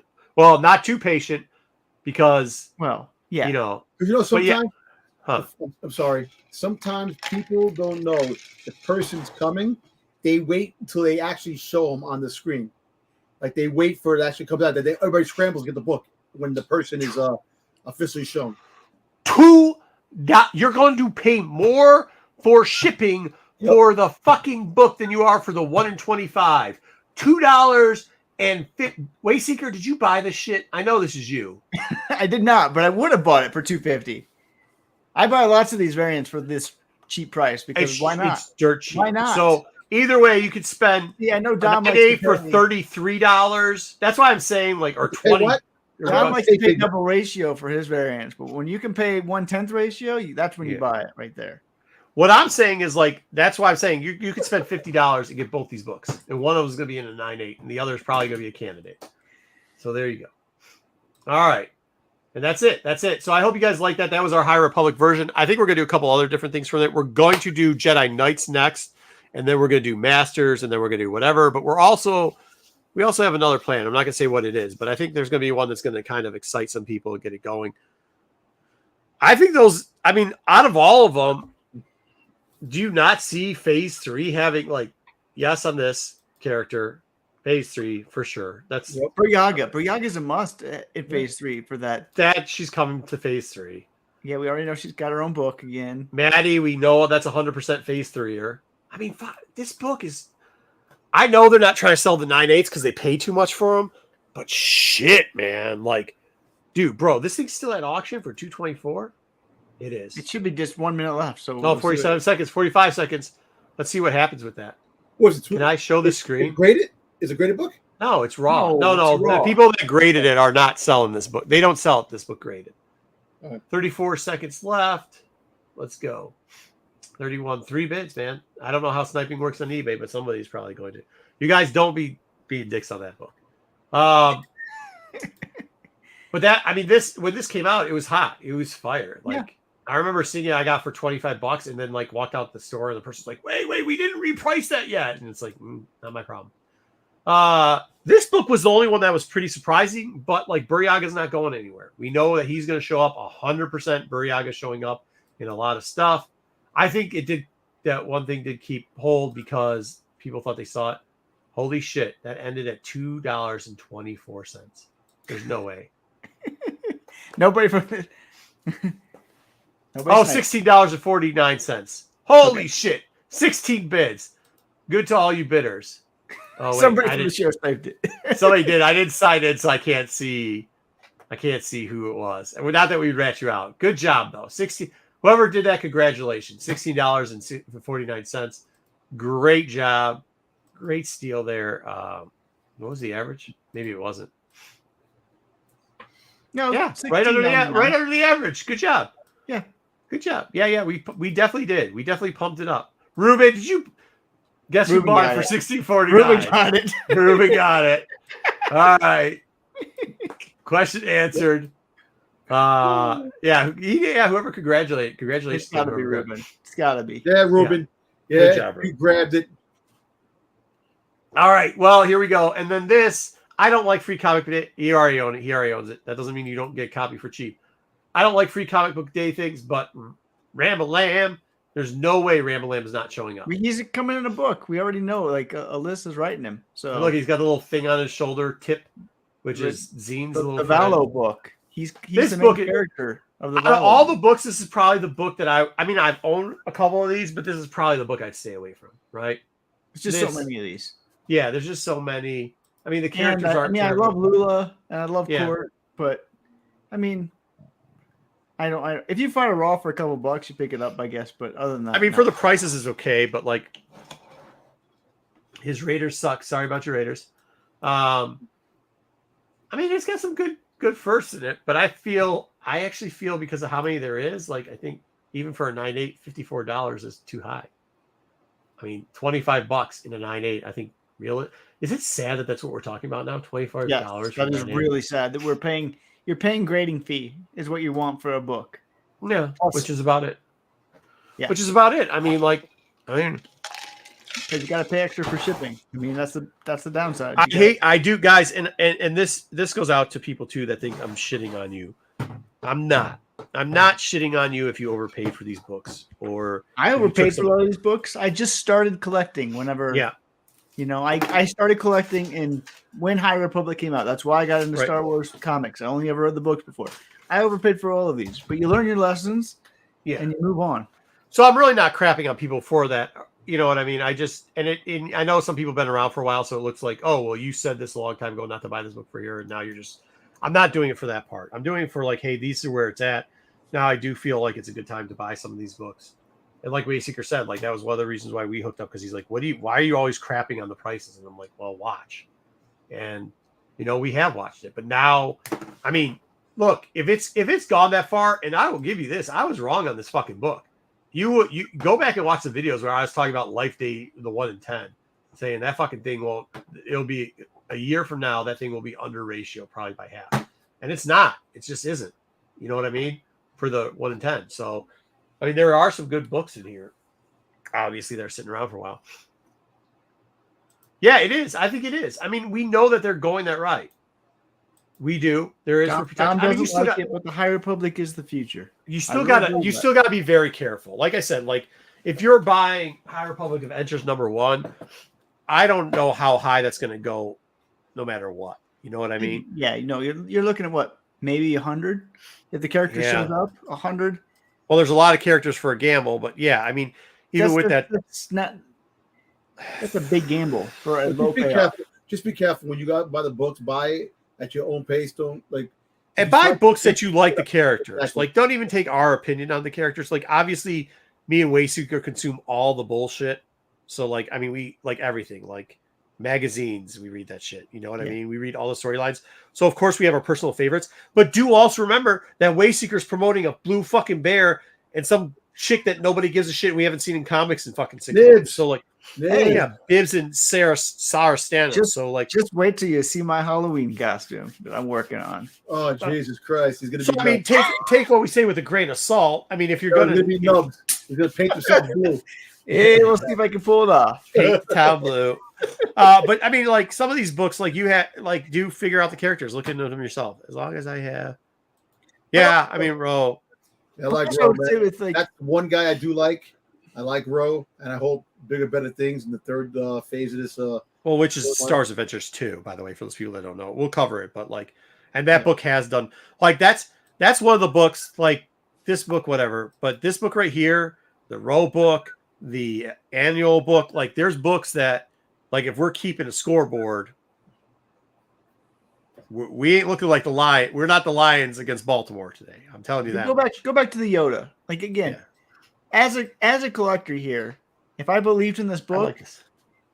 I would not buy a 9.8 for 54 when I can get a raw for $6.50 or $7. They have the 1 in 10s. To me, Chobo, go good. Grab number 2. If one of these characters shows up, the 9.8 might go to 100. The raw might go to 20. So your upside percentage wise is much greater from 650 to 20 than 50 to 100. Do you think if they left the mask on Quart, this book would have more potential? Maybe, because everybody wants the one where you can see him. Yeah, I think if you left it on him, like I think it would have, because that would be his final rest. I mean, the problem with Franzel is he's just nobody gives a shit, right? Sex work with Thrawn, come on. Oh, dude, you mean Chiss is what he means, but he, BK is not. Thrawn would just be such a bad sexual lover. Yeah. Oh, man. Yeah. He means Chiss. We got you, BK. That was a good one. You get it. That was pretty good. Yeah, I mean, like Tor Buck, that character, he's dead, right? He sucked anyways. He did. The Zen and Crix relationship up to about 8, where it looked like we were getting Jedi versus Sith, was really cool, and then they fucking turned Crix into a cuckold. So like, who cares? Like bad. And Zine's just, I don't know, whatever. Zine's not a bad one. We probably include her. She's not. She's hangs around. She's gonna be a big part of Phase 3, but I don't see a future for Zine. No, which sucks because right here, going through this first arc, it looked like everything was about Zine, right? It really did. And then the last bit with Bibbs, like, no offense to Bibbs, but like at best he can be a background character at best. So like this is definitely a book where it's like, okay, maybe Court, but they fucked all these characters up. There's so much potential, they screwed those up. Ram, we know 1,000%.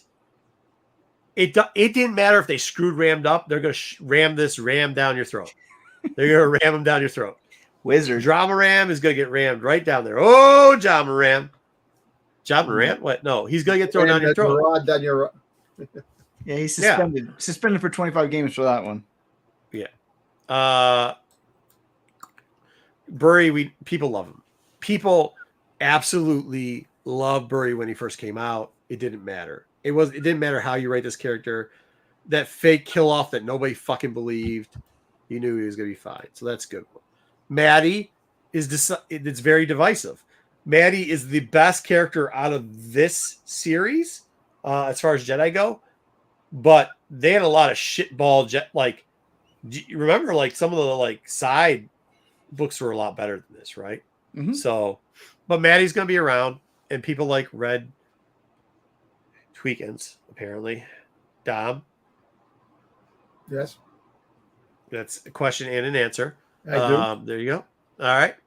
And Dom this is like niche. This one because of Torres. I love Lily Torres. I love touring her ass. Okay. Well, I mean, this is niche. So, like, Wayseeker's higher on this character than I am. I know that she's going to be around, obviously, because she's on this list, but we'll see. I'll put $1 in a jar. But you know what? The crazy thing, a lot of these characters Raw's fucking crazy. Definitely do have the potential of being mentioned, flashbacks, or shown. Yeah, but Fletch, like maybe. But hey, again, that's a lot of dude. You know what you just did, bro. Come on, we haven't done this to you in a while. But what you just did, say it again. What'd you say? I'm saying potentially these characters. Marco, why do you do this to him? Why do you do this?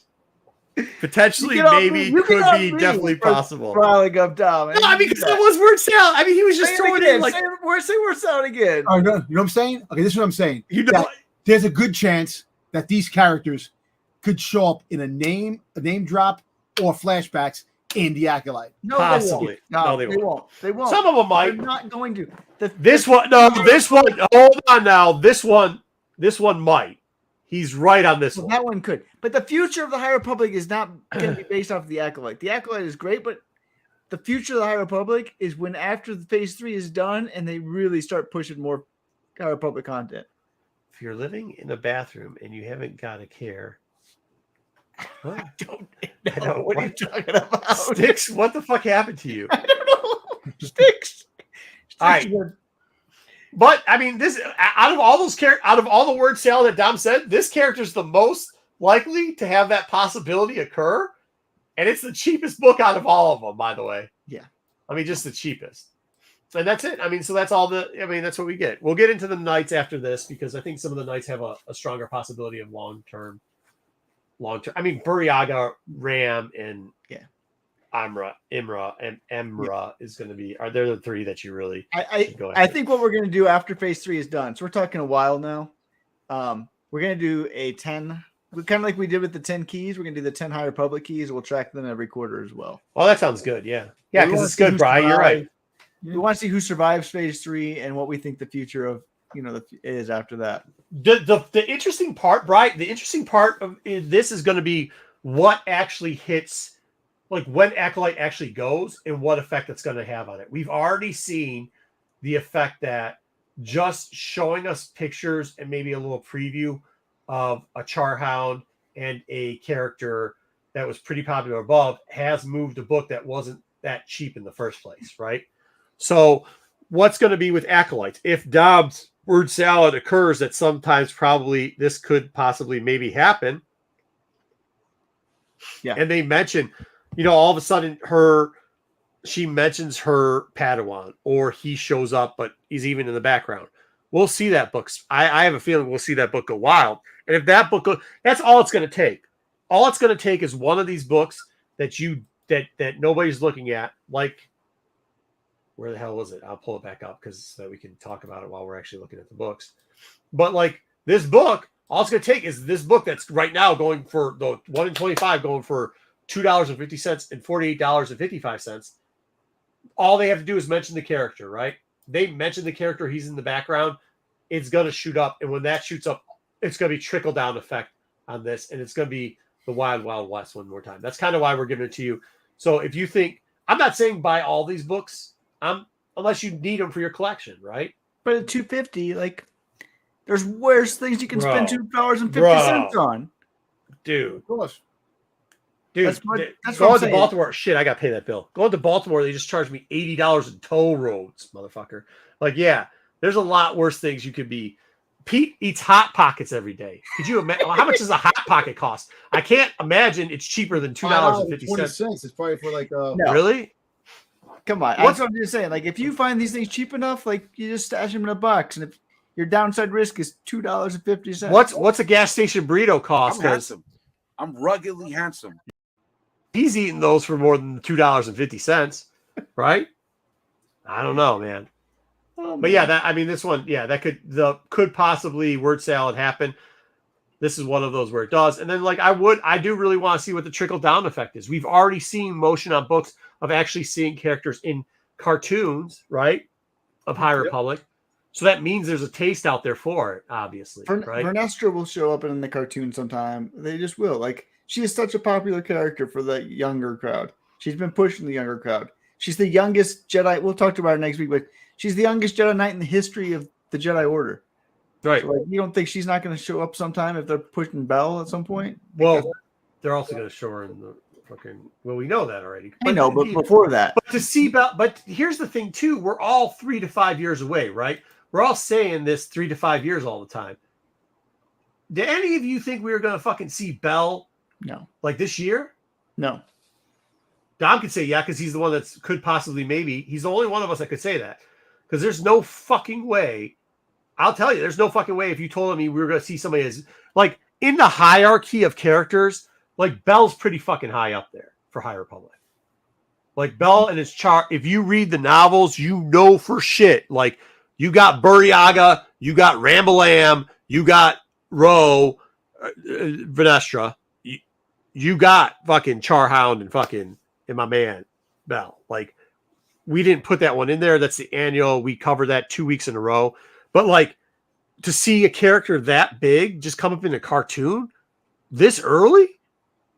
Like, I mean, it's 3 years. What was two? What was that? 2021. All right, so was it 2023? 2 years. Yeah, but 2 years. And by year 3, we're gonna get Rowe. We're gonna get Vanessa Rowe. Like, so we're getting 2 of the top 5. Well, 2 of the top 3. Because I know Ram, what the fuck ever, but like really, he's a niche character. He's not on that level. There's the he's not on the level. Yeah, you got A tier. Go ahead. And Belle. Vanessa, Belle, and maybe Maddie. Maybe Maddie's like A- tier. She's like, the subcategory. If you accidentally reply to a message and they give you the like link down thing and they put you under the message, I wouldn't put him in that category. No, but that's not. Then you have below that, you have like the Porter Angle, which we love, but he's also, Well, if they do Porter Angle, he hasn't been as centered around as Bell and them. So you get the Porter. Well, he had his own mini series, bro. So he did, but I'm just saying. I'm just talking about, let alone in Padawans, right? Your Padawan your starters, your Michael Jordan, your LeBron James, your Magic, your Isaiah, Zeke Thomas. You got 2. One is Vanessa Rowe. Oh, there's 3 actually. One's Vanessa Rowe. Number 2, which Vanessa Rowe is pretty much like, that's, I don't know. That probably is LeBron, right? Yeah. Your Kobe Bryant is Bell. Yep. And it's Charhound. He's it.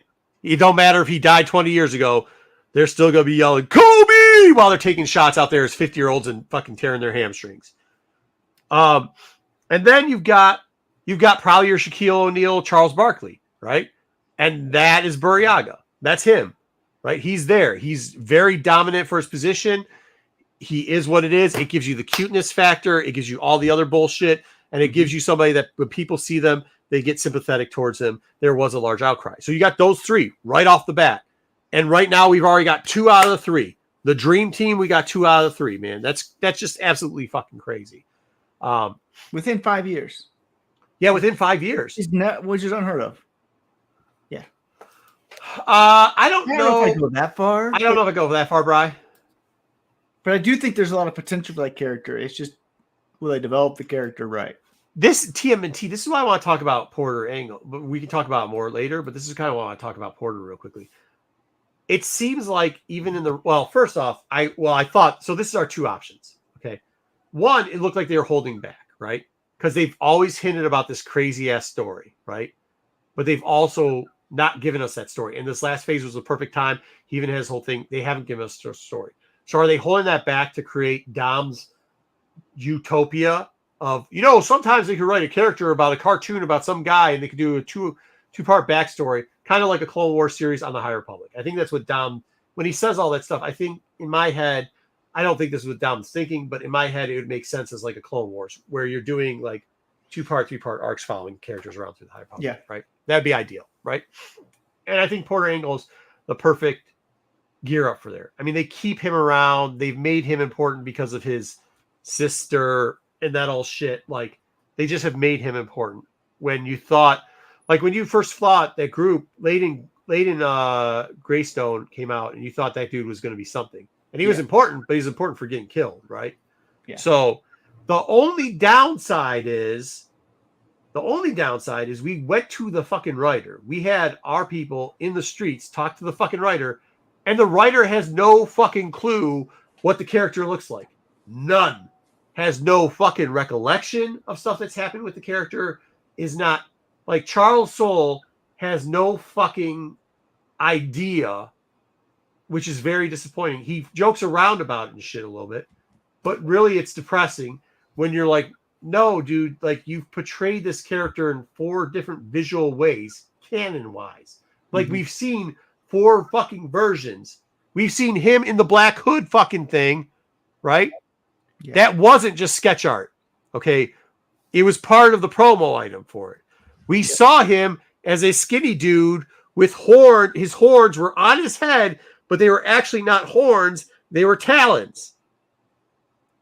That wasn't there. We saw him as the fat dude with one eye, which didn't come anywhere close to the resemblance of the fucking guy. And by the way, that wasn't a comic. It wasn't just one time we saw fat one-eye guy. The chef guy. We saw Sylvester Stallone's fat ass a couple fucking times. One-eyed or not Sylvester Stallone. You know who I'm talking about. The asshole that fucking punches people for real because he's a piece of shit. Steven Seagal. Steven Seagal. Yeah, thank you very much. We saw Steven Seagal, fucking one-eyed guy. It looks like he fucking belongs to what's that series that Pete likes all the time with the little wizards and stuff? Harry Potter. It looks like a Harry Potter character. What do you reminds me of? Does he really like Harry Potter? I know he likes Lord of the Rings, but does he really like Harry Potter too? Lord of the Rings, Harry Potter, same shit. All right. But here's the thing. But I will say the other downside about Porter is, I mean, I liked his miniseries, but his miniseries wasn't that great. Even Mark. No, that's what I'm saying. It seems like they're holding something back. But go ahead. So when I would look at, like, you know, is he the Jokic? I think you have 3 people competing for that, which we'll talk about this in a couple of weeks. We'll talk about each. But to me, like, the 3 that are competing for that position are Sav, Porter, and Elzar Mann. And I don't know who's going to come out on top yet because we don't have phase 3. But those 3 to me are all competing for it. Because, I mean, they've all... Sorry, my mind melted when I read what Matthew said, so we're going to get to it later. What did you just say, though? I said we're not talking about the 3. The 3 that are competing for that Jokic spot from the older group, Sav. Well, we'll get into it later, yeah. Yeah, no, Sav, but you're talking about Sav, Porter, and Elzar. Man, those are the 3 No, I think you're off top. No, you don't. I'm sorry. You need to start looking at your solicitations and see what's going on with Elzar Mann. Elzar Mann is fucking MJ, bro. He is. No. Like, I don't he think is he's there yet. I need to see what happens in phase 3. Dude, he could die in phase 3. Yeah, but if he does, he's still a force planet thing or whatever. Like, there's some stuff that's going on with Elzar Mann where, like, yeah, I mean, he's going to be like, sure, he could end up on the fucking Wizards. You know what I mean? He could end up on the fucking Wizards. Yeah, right. But people are still going to remember the motherfucker when he put 45 on. They're still going to remember 23. Elzar a lot more than most people. But I'm not. No, okay. Hold on. This is why. This is why. And I don't know if we're going to do the Elzar book because we've done it a bunch of times, but we probably will. Out of the Trinity, right? One's dead, Geos. One is a fucking whatever she is that they can't figure out what the fuck she is. The only one who had a streamline was the one that they started off as the least fucking important. Elzar Mann was the one they were ducking. He wasn't that interesting. He was off someplace while Geos and what's her name were trying to poke each other in the freaking, the meditation gardens and shit. What's your girl's name, Dom? What? Chris? Yeah, Ava Chris. Yeah, Ava Chris. And they were like, "Oh, this is so big. This character, we got 15 different things. She looks like Shia. We're gonna change around her image. We're gonna make her great." They didn't. They didn't make Chris great, dude. Chris sucks. She sucks. They killed off Geos, who the only thing that could have made it exciting was that she was getting bent over some fucking thing in the middle of the meditation chamber, right? Like, that's the only part of any of the stories that were exciting with her. I can communicate with everybody through the force and tell them what to do, like I'm a PA fucking system. That's a stupid force power. That is a dumb force power. Boy, you're so dumb. Dom's had a rough night. Dom loves Avard. Like, the only character Dom likes from the whole higher bullet. But they had that one picture of her when they released it where her head's over here.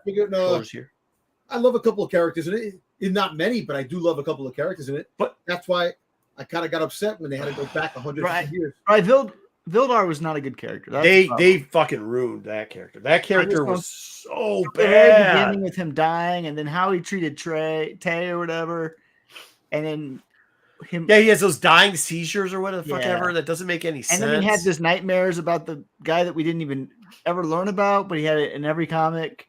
I just don't. Think this is a good job with this. Vildar. Is why I actually think this is the good part about Veldarmak. I think because Veldarmak was so incoherent and sloppy that late in the game, and then if you saw Maddie, right, she's with Tigra out there in the middle of the desert at one point. She's fucking jumping all around. She, like, that part where you see her just step up even better than what she was. I think that solidified. That's kind of what I'm saying. When you see the trifecta, like Ezra Mann came out of that. When you see the trifecta that came out of phase 2, Maddie stepped up.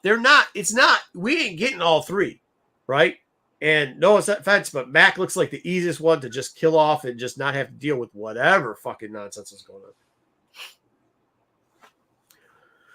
I wouldn't go and say he was that bad. TMNT guy. Is she a lesbian? I don't even know if she is a lesbian. We don't know what she is. Well, her species, I don't even know. Like whatever. We don't know what she is, but she's a badass. Like she is a badass. She's a fucking badass. I can't wait for her story to continue. All right, so let's see this. This is off topic crazy, but does anyone else think that Jason Tindula in Ahsoka looks exactly like what a young Ben Solo would look like? No. What if they're secretly the same person? Also, that could happen though. Yeah, and it would be horrible because they're known to do horrible ass shit. Yeah, but no. Ben Solo is younger than Jason at the moment.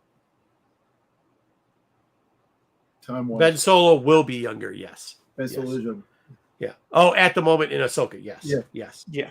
He's a baby crawling in the diaper, shitting himself while Han leaves him fucking get away. Yeah.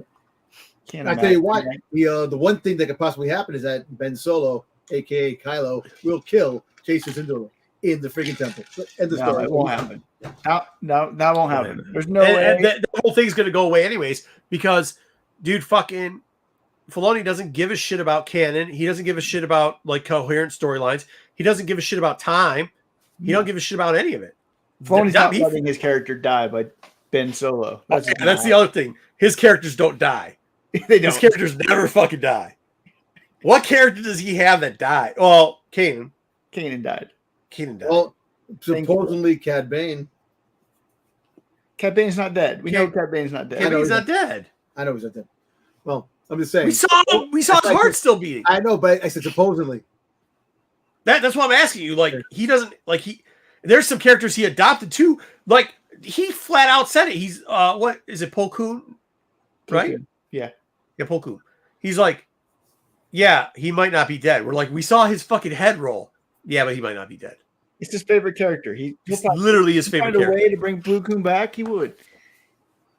Yeah, so, I mean, nothing would surprise me, I guess, Matthew, but I don't think they're going to, because I guess you're right. There's a whole novel about Baby Ben, but you're right. Yeah. I mean, you're right. You have a point.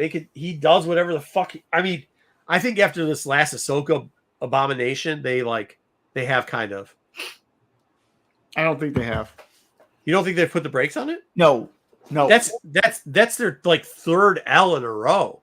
I mean, the L's that I don't think it matters. I do. I think in the new world of things, it does matter. I think that we believe in Dave shit and like Lucas blah shit. Like, I think they're going like, yo, dude, you're putting up too many L's. I don't because they have put up.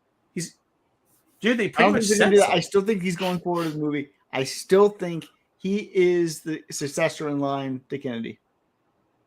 That might be the case, but they now have an armored division that oversees that. Like the one thing when what's his name came back, he's like, yeah, cool. We are going to have an arm over just over that in particular, the Disney Plus version of it, and it's the entertainment value for whatever, not Star Wars, but in general, like all their stuff. And I have a feeling that the lady that's in charge of that isn't exactly about taking L's. So, I mean, Disney don't like taking L's. They don't take too many. They lost a lot of money in the a lot of money they lost. So, in what? I'm just saying, give or take, a lot of with Star Wars. Star Wars hasn't been, even though they didn't lose money. Star Wars has made them a ton of money, Dom. Shit ton of money. Ton of money. Tons of money. Ton of money. And by the way, they would make that purchase 10 times over. It's about Dude, not only that, like the fuck between what they generate in the park, you like once again, like you're not looking at like the big picture of Star Wars, right? Like even Lucas will tell you he didn't give a shit about those scripts. You know why he didn't give a shit about the scripts? Because of the toy deal, the merchandising deal for his products. That's why he didn't get the shit in time. You know what I mean? Because in that era, it was make cartoons to sell toys, right?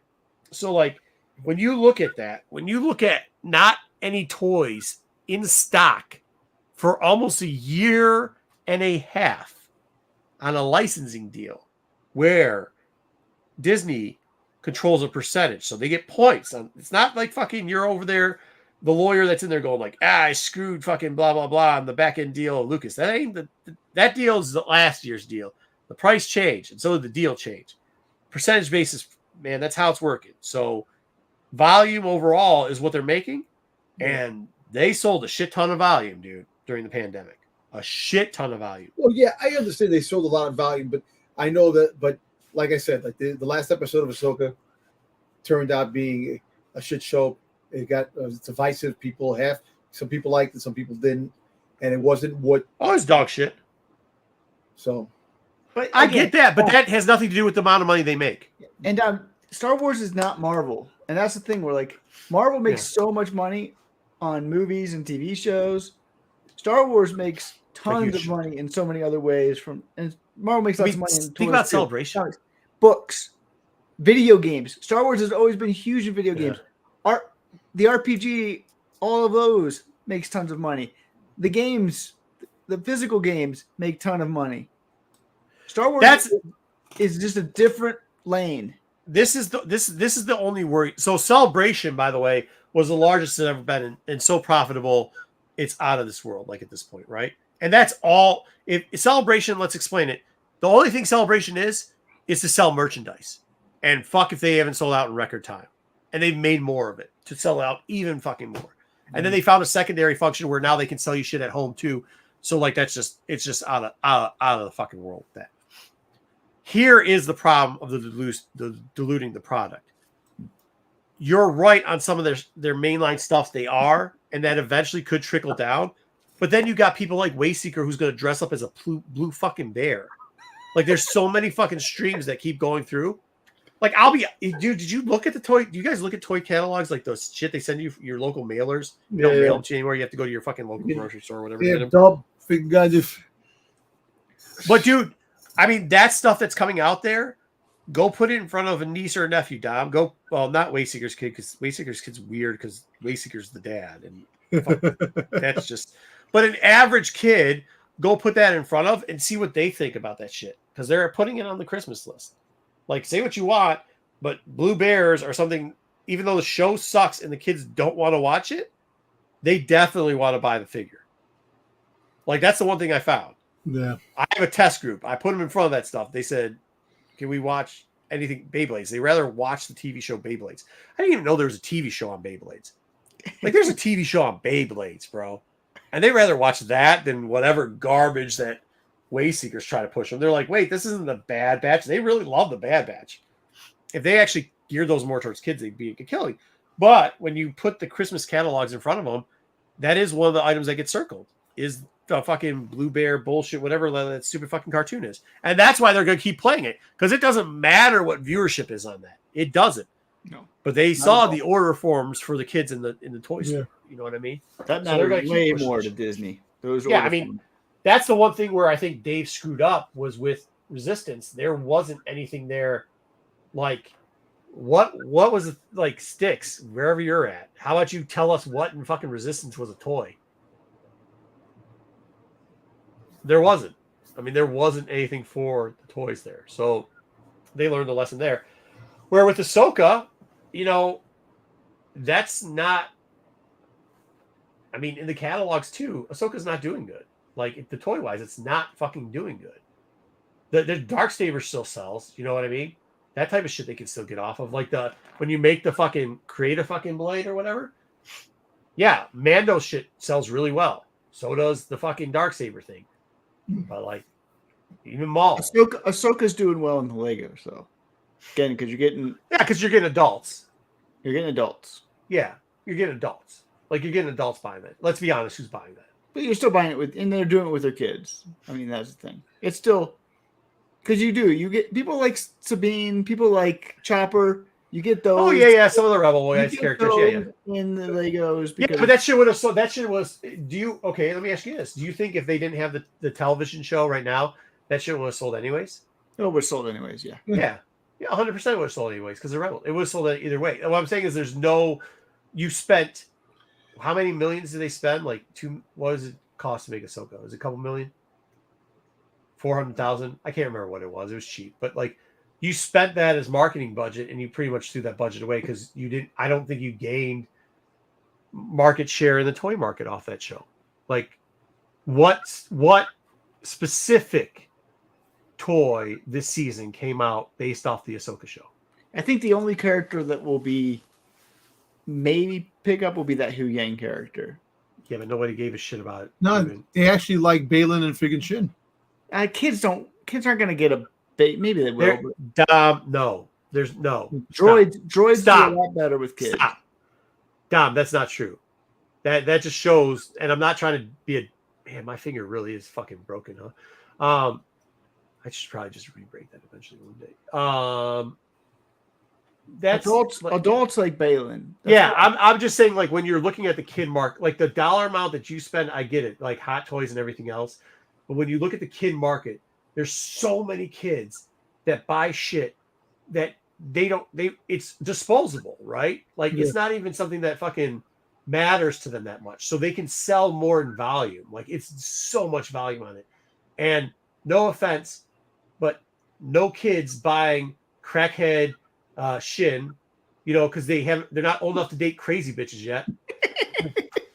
So whatever. And nobody wants Grandpa Jedi. Like, they don't want it. They don't. Nobody's like, oh. But you get a Nubs plush, and they cost them probably $1 to make it, and they sell it even on clearance. Look, I understand. Look, $5. Do we have the viewership of what Young Jedi cartoon is doing? Shane Marco, Shane what, Joe?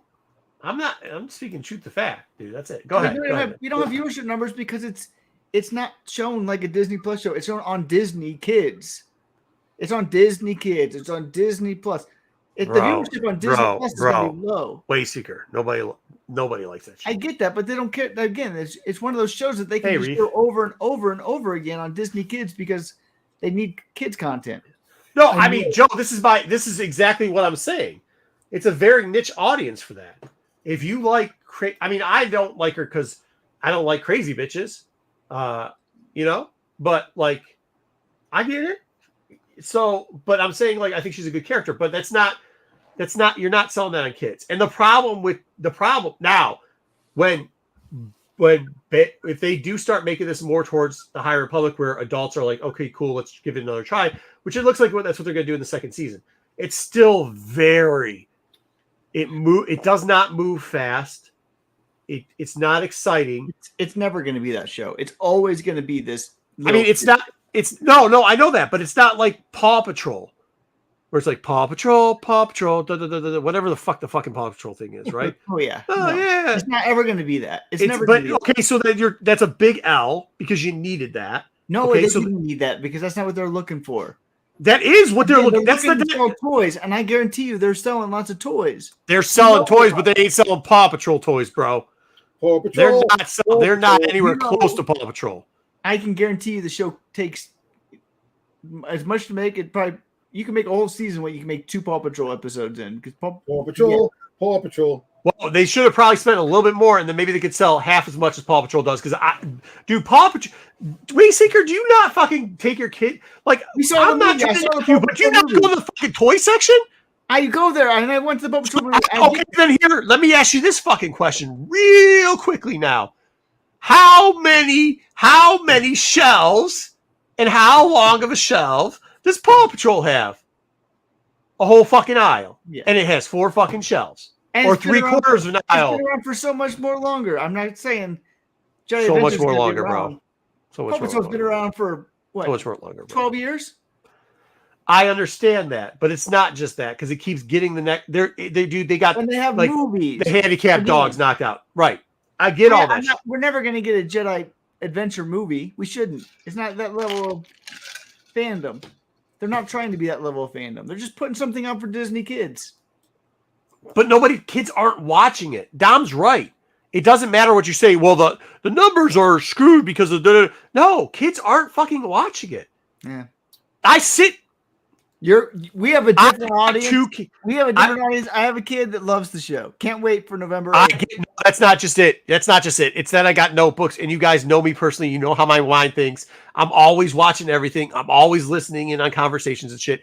When I go to these toy sections, because I'm not just taking pictures for Christmas time for what they're going to get from Santa Claus or whatever to send Santa Claus lists. I'm also listening to what kids are talking to their parents about, what kids are looking for in shelves, what adults are molesting on shelves, what weirdo who smells like rotten sandwiches and wearing pajama pants screaming about deep fried onions at Outback is doing in the aisle, right? Like, I'm taking care of it all. And I'm telling you, when you go down that Star Wars aisle, they're missing it because it's not even in the right area for them. But a lot of them are like, who's this character? Because that's what parents say. And they say, I don't know, I like it. If they knew who the character was, they would tell them who the character. They know who the handicapped fucking dog is on fucking Paw Patrol, but they have no clue who the blue bear, because that's what the fuck they refer to it as, is in Star Wars. But we'll see. We'll see how it goes. I think that one girl's a dude. I'm telling you. I'm telling you. When Belle and the Charhound come out on the shelf, people are gonna be buying that thing left and right too. Because that Charhound is that hairless Mexican dog. The Charhound is, dude. Single women over buying it. Dudes that sit at home and have too much peanut butter over buying it. Kids over buying it, dude. They're buying the shit out of that thing. That Charhound, a Charhound that breathes fire. I'm just saying that thing's gonna be huge when that comes out, and that's coming out. If they don't bring that up right after Christmas, that's gonna be a huge seller for Star Wars. I agree with you completely. It is a great way of introducing a character and then shipping off tons of toys. The Blue Bear's nubs. Nubs. Yeah, and that's it. When they get that, when Belle hits with the Charhound, that's the problem too, though. And let's be honest, the one character that looks like Freddy Funko, nobody, like, they have to make that character more relatable to somebody.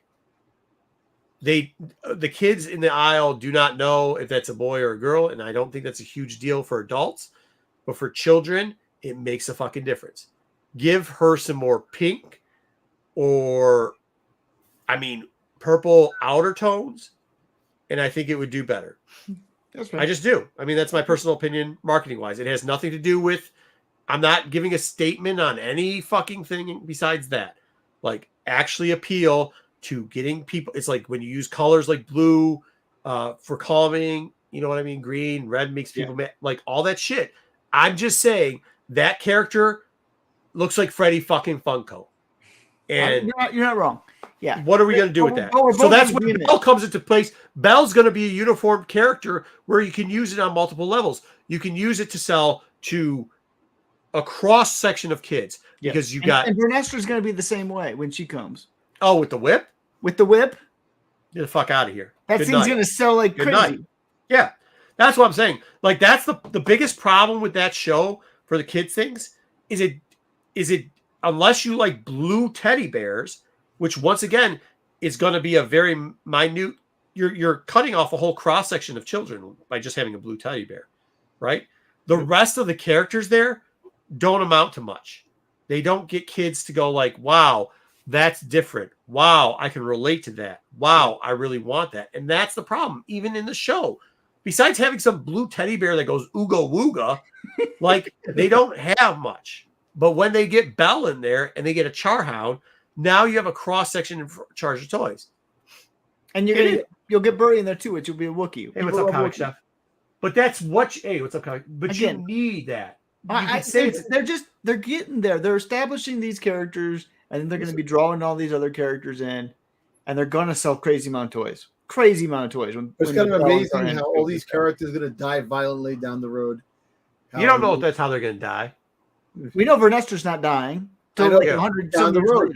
We also know that what's her name's not dying too. Keeves. Keeve's not going to die. You're going to wind up seeing Freddy. I don't think Belle will die.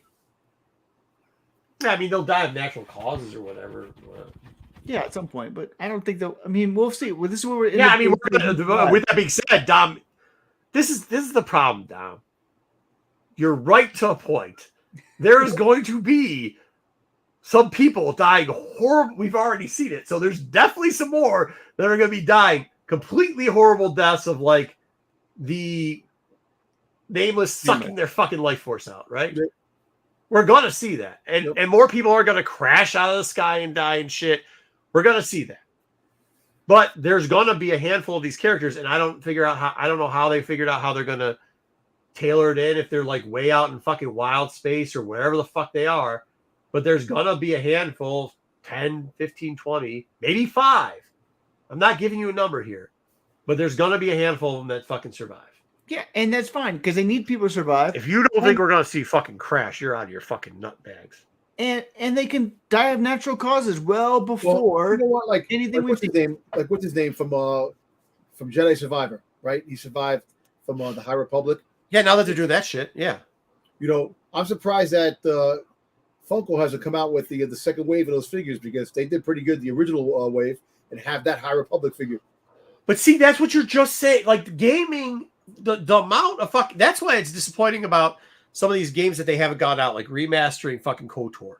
Like everybody's like, oh, I want to see Revan in fucking. Okay, that's not what draws the needle on him, because there's still gamers to this day that give zero fucks about comics and give zero fucks about TV shows, and they just more meatloaf. Let's go. What are those little fucking things called? The little pizza thingies called Tortinos? Oh, more Tortinos, Mom. Another bag of Tortinos. You know what I mean? Yeah. I mean, that's it. Like that. I think that's the hardest part is some of the narratives that were given out during like COVID. I know I hate to do this because people are going to shit all over me and they're like, you're an ass. I get it. But like the truth is the truth. Some of those fucking narratives and some of the buzzwords that they were using really had people to this day, and Dom, you use it sometimes too, not having the right mindset of where these are and what lanes they're in. Star Wars is so big. It has a toy lane. It has a pop lane. It has a fucking video game lane. It has a collectible lane. It has all these lanes. Do some of them cross over every once in a while? Sure. But as those lanes are crossing over, the amount of people in those crossover lanes get smaller and smaller and tighter and tighter. The amount of media and product in Star Wars is so vast that, yeah, not everybody's going to be a fucking Reuben, right? Yeah. Not everybody's going to be a fucking Reuben. So, like, it is a very small amount of population. So when you're saying, like, okay, cool, you know, fucking, it did well as a pop, you're right, for the gamers. But that's also a gaming niche. Like, dude, I know people, they still to this day haven't either played it. There's people who say they're #1 Star Wars fan. They haven't either played it nor read extra stuff about it. And actually, this is what Star Wars really needs to get into. They need to start getting into it. Remember when they had all that Dark Horse stuff and they had the video games and you could they started having the websites where it was, because they couldn't figure out how to work websites, but they had all these side stories out on like what eventually turned into StarWars.com, but wasn't at the time, because I think, was it like a geosite or some shit, Wayseeker? Yeah. I think it was like a geosite. It's like fan, turn in like fan club or something like that. But it was officially sponsored by Star Wars. But like, yeah, they need to get that back going, because then I think you'd see it. And Wasn't that what it's called? Yeah. Hyperspace. Yeah. Yeah, but you see it a little bit in the Reddit chats, but now people are so arrogant with the Reddit chats because they want their thumbs up or whatever the fuck goes on the internet. Yeah. You know what I mean? Whatever the fucking satification, the fucking dog treat, the Pavlov bullshit is, ring a fucking bell. They get so hooked up on that it's turned some of these spots into very like niche. If you don't have the same opinion as us, we're kicking you the fuck out. And that was a problem. Because at a time, it looked like Reddit was going to be the place where they got rid of hyper or whatever, and they were going to do it here, where we're going to have, and you saw it during the pandemic because people were there. You saw it where you were saying, hey, cool, this is a cover, but people didn't even know what was going on. So like even the rhetoric that was being funneled, like we know for a fact, Wayseeker does too, that there's some people that are in the comic book industry that did exclusives, and we're not huge fans of them. And if you want to know why, go back and read some of those Reddit boards and the stuff they were fucking saying in there and what they were doing. And I understand people want to make a buck, but dude, it was bullshit, right? They're lying about shit. They're trying to do first appearances. They want all that type of shit. But now that shit's gone. It's not there. And now those groups that at one time were beautiful and could have been all inclusive have become very niche and very jaded, right? If we somehow can get something to reopen like they did with Hyper, and maybe have actual monitors like a Celebration where people don't give a shit, like it's not all about fucking pump. Where are you, AOA, with the pump and dump? Where it's not all about pumping and dumping and shit and stuff like that. Like I think as a full, the fandom would be in a better place. Like, it's one thing when we're talking about Ahsoka and I'm like, hey, listen, dude, it's bullshit because we deserve better. I'm still giving this a 6.0. And you've got some fans going, fuck you, you're a piece of shit because this thing was a 10. Like, we should be able to get some of that. Maybe not on that big of a violent swing. Like, okay, dude, I don't give a shit that much, if whatever. But, like, we should be able to have those open discussions, which we don't have enough. It has gotten into a place where we're entrenched that you are either 1,000% in with shit or you think it's garbage. And that's not the case. And I think if we got the community back to that point, it'd be good overall. Because Ahsoka is mid. It was mid. And I think if we accepted the fact that it was mid, people wouldn't have a problem with it. The biggest hater of Ahsoka, if you tell them, hey, it was just a mid, they'd be cool with it. And if you say, hey, there's got to be some diehard people who have dressed up as Ahsoka for their entire life, and they're going to think that's like A tier, just let them think it's A tier. It's not going to affect you at all. They'll let that happen. But right now, I think because of what happened during the pandemic and how, I mean, you listen to, what's that guy's name? Doomcox? And all that stuff. Like, that stuff hasn't helped our community. It just hasn't. It's really hurt it. But we get people like Bri who wants to get back involved. And I think those are the people we need to, like, put into our bosoms. You know what I mean? And say, like, hey, okay, cool, man. Have your opinion. We don't think Valor Mac is cool, but if you like that character, fucking good for you, bro. Yeah, absolutely. Good for you. Good for but you. I think the High Republic has opened up that lane a little bit more, too. Because I think it has, too. It was too hard for people to understand. Like, the pushers, it was too hard. Like, after they got, because they all did exclusives up to like number 6, and they couldn't figure out, like, that lane couldn't happen. When you had that free comic book day, and it wasn't just one person getting 25 packs, it was people getting 4 25 packs and 7,000 people doing it. It really hurt them. Dom didn't dress as Ahsoka. I got friends. I'm coming up with Slave Leia for Halloween. So here's one. I'd love to see me dressed as Ahsoka. You can say what you want, but Comic Man Andy is a friend of mine. I don't think we've ever been shy about that. And his wife is one of the nicest people in the world, and she dresses up as Ahsoka. She cosplays as Ahsoka. There's no way, and he's a great look. Andy is a great dude. He's 100% what he is. You know what I mean? There's no changing him. He's a great dude, and he is a fan. And when I say fan, I mean fan, short for fanatic. Okay? And that type of fan, no matter what you put out, is always going to be, it's 110%. It's 110%. It's 110. They're never going to say anything wrong. And God bless them. We need it. We need those types of fans. Like that there is a spot for them in Star Wars. Okay? Just as there's a spot for Dom and whatever word salad he wants to say, and Wayseeker telling him whatever weird ass characters fucking solid when they're not, or me where it's like, yo, dude, like, I'm not gonna give shit a 10 when it's a 6. I see a chick that's a 6, she's a 6. I ain't giving her a 10. I don't care how much Joe says she's crazy eyed. That don't give her a 10, bro. It doesn't. So, like, I mean, there's lanes for all these things. I think we just need to come back together and, like, realize that. You know what I mean?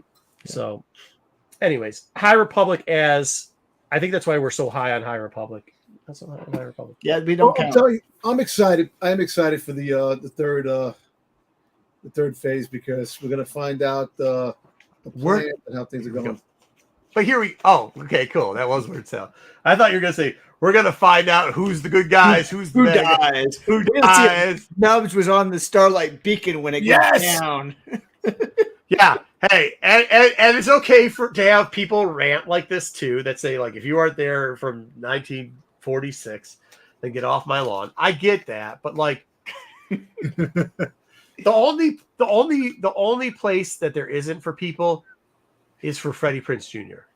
That dude can go fuck himself. Yo, he's coming. He's coming. You heard what he said about Maul? He's coming. About Maul. Maul is the type. I don't listen to anything he'd say.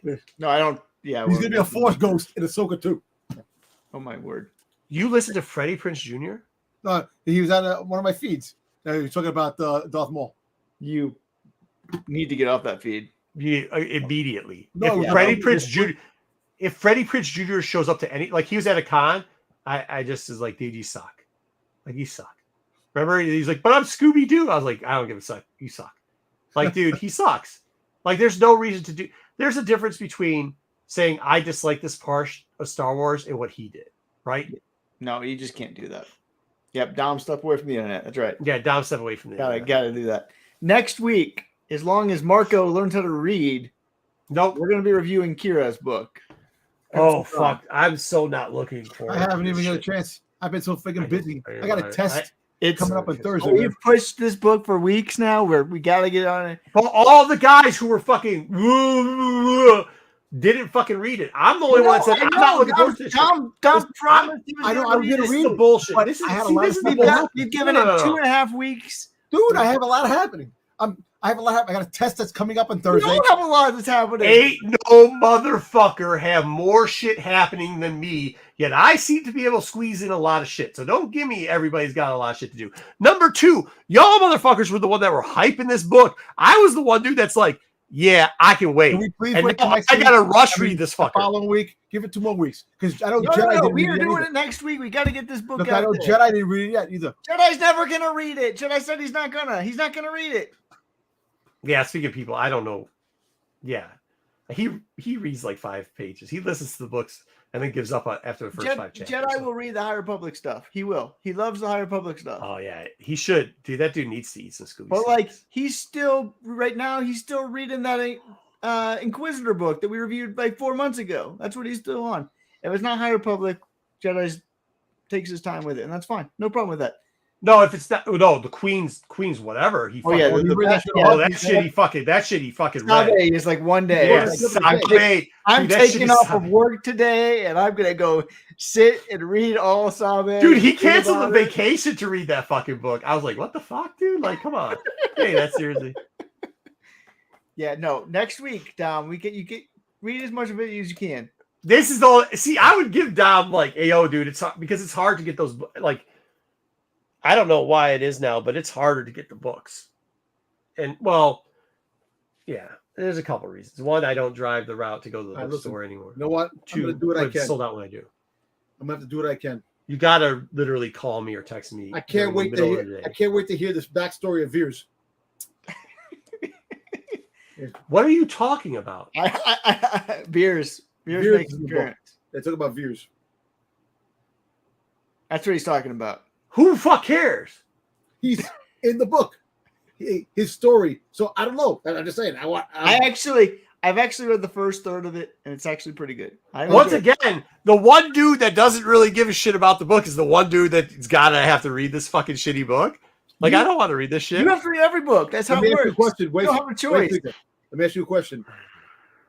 Has the word mall come out of anybody's mouth? Just let me know. Not yet. Okay. So it's coming. It's coming. There you go. I don't know. I haven't read the book yet. How do I know what's coming? I haven't read the book yet. All right. Text me between the hours of 11 o'clock and 1 o'clock, before 1 o'clock, and I'll pick the book up sometime. But you got to do it every day this week, and I'll pick the book up one day. Well, not on Wednesday, though. Probably not on Monday either. Definitely not on Friday. Thursdays are 50-50. Maybe Tuesday. Listen, just wish me luck on Thursday. I got this freaking on-site. I have to do with my job. You'll be fine. We've got faith in you. You'll be fine. Yeah. We are reviewing it next Sunday. We are getting through the Kira book because we got High Republic books coming out. Looks like fucking Wayseeker's gonna have one hell of a fucking solo book report. Hey, you know what? And then you're gonna. I read Tales of the Death Star too, so you know. I actually might pick it up because you said there's a good Tarkin story in it now. You got Ray Sloan in there too. You know, like Ray Sloan. And there's zombies in there. That's it. But I don't love Ray Sloan. It's the guys that like her because she's got boobies. Like, I don't. Dom, you get the first appearance of Jana from whatever that book, the 9th movie was, right? Wasn't she in there? Yes. Yeah. Was it the 9th movie or was it whatever? No, it's the last one, right? 8th. The freaking Rise of Skywalker. You're talking about what's his name's daughter, right? Or is it the chick with the gold helmet? Yeah, whatever her name is, whatever it was. Yeah.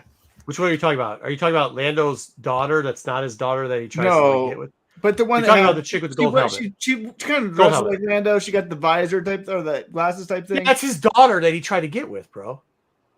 Oh, that's what I'm saying. Yes. Yeah. So yeah. she shows up in here. If you want. Oh, that's exciting. Incest. That really makes me want to read that book. No, Yes. but the Tarkin story is good. The other ones are you can leave with it. But the Tarkin story, I will say, it takes place right before the first Death Star blows up, and so it's. So what's it's the got some zombie cool story? art. Is the zombie story actually a zombie story? The zombie story is actually a zombie story. Okay, cool. Hey, if you're playing Warzone right now, they do have the zombie crossover event. So And Darth Vader kills a ton of zombies. Ooh, I like that. Oh, I gotta get that book then. Is that whole book done by Kevin Scott? Yeah, and there's also so that's the first appearance of zombies in Star Wars books in the new canon. Nope. In canon, maybe. Nope. And no. Tales from Vader's Castle. Go back and read it. It has. I don't remember the zombies, but yes. Okay. There's it's the first story is a monster story, which you always got a monster story. The second story is a wild squadron that comes out on Life Day that haunts people. A squadron of ships that haunts people on Life Day. The third one is the zombie story, and the last story is the Tarkin story. The Tarkin story is the best of the four. That's all I'll say. Starro. What? The last one's what? Tarkin best story. The Tarkin story is the best story. Starro. Tarkin was a brutal. Tarkin was brutal even as a boy. That's all I'll say. Yeah. Did you ever read the Tarkin book? Oh, Tarkin book's so good. It's a good book. Yeah. So, all right. Who's that? Which one is that? High Republic, Knights of the Old Republic. It's what's his name? The Which one do you see? I didn't see it. Which one you got there? I like this book. Oh yeah, is that Kareth? Yeah. This book sucks.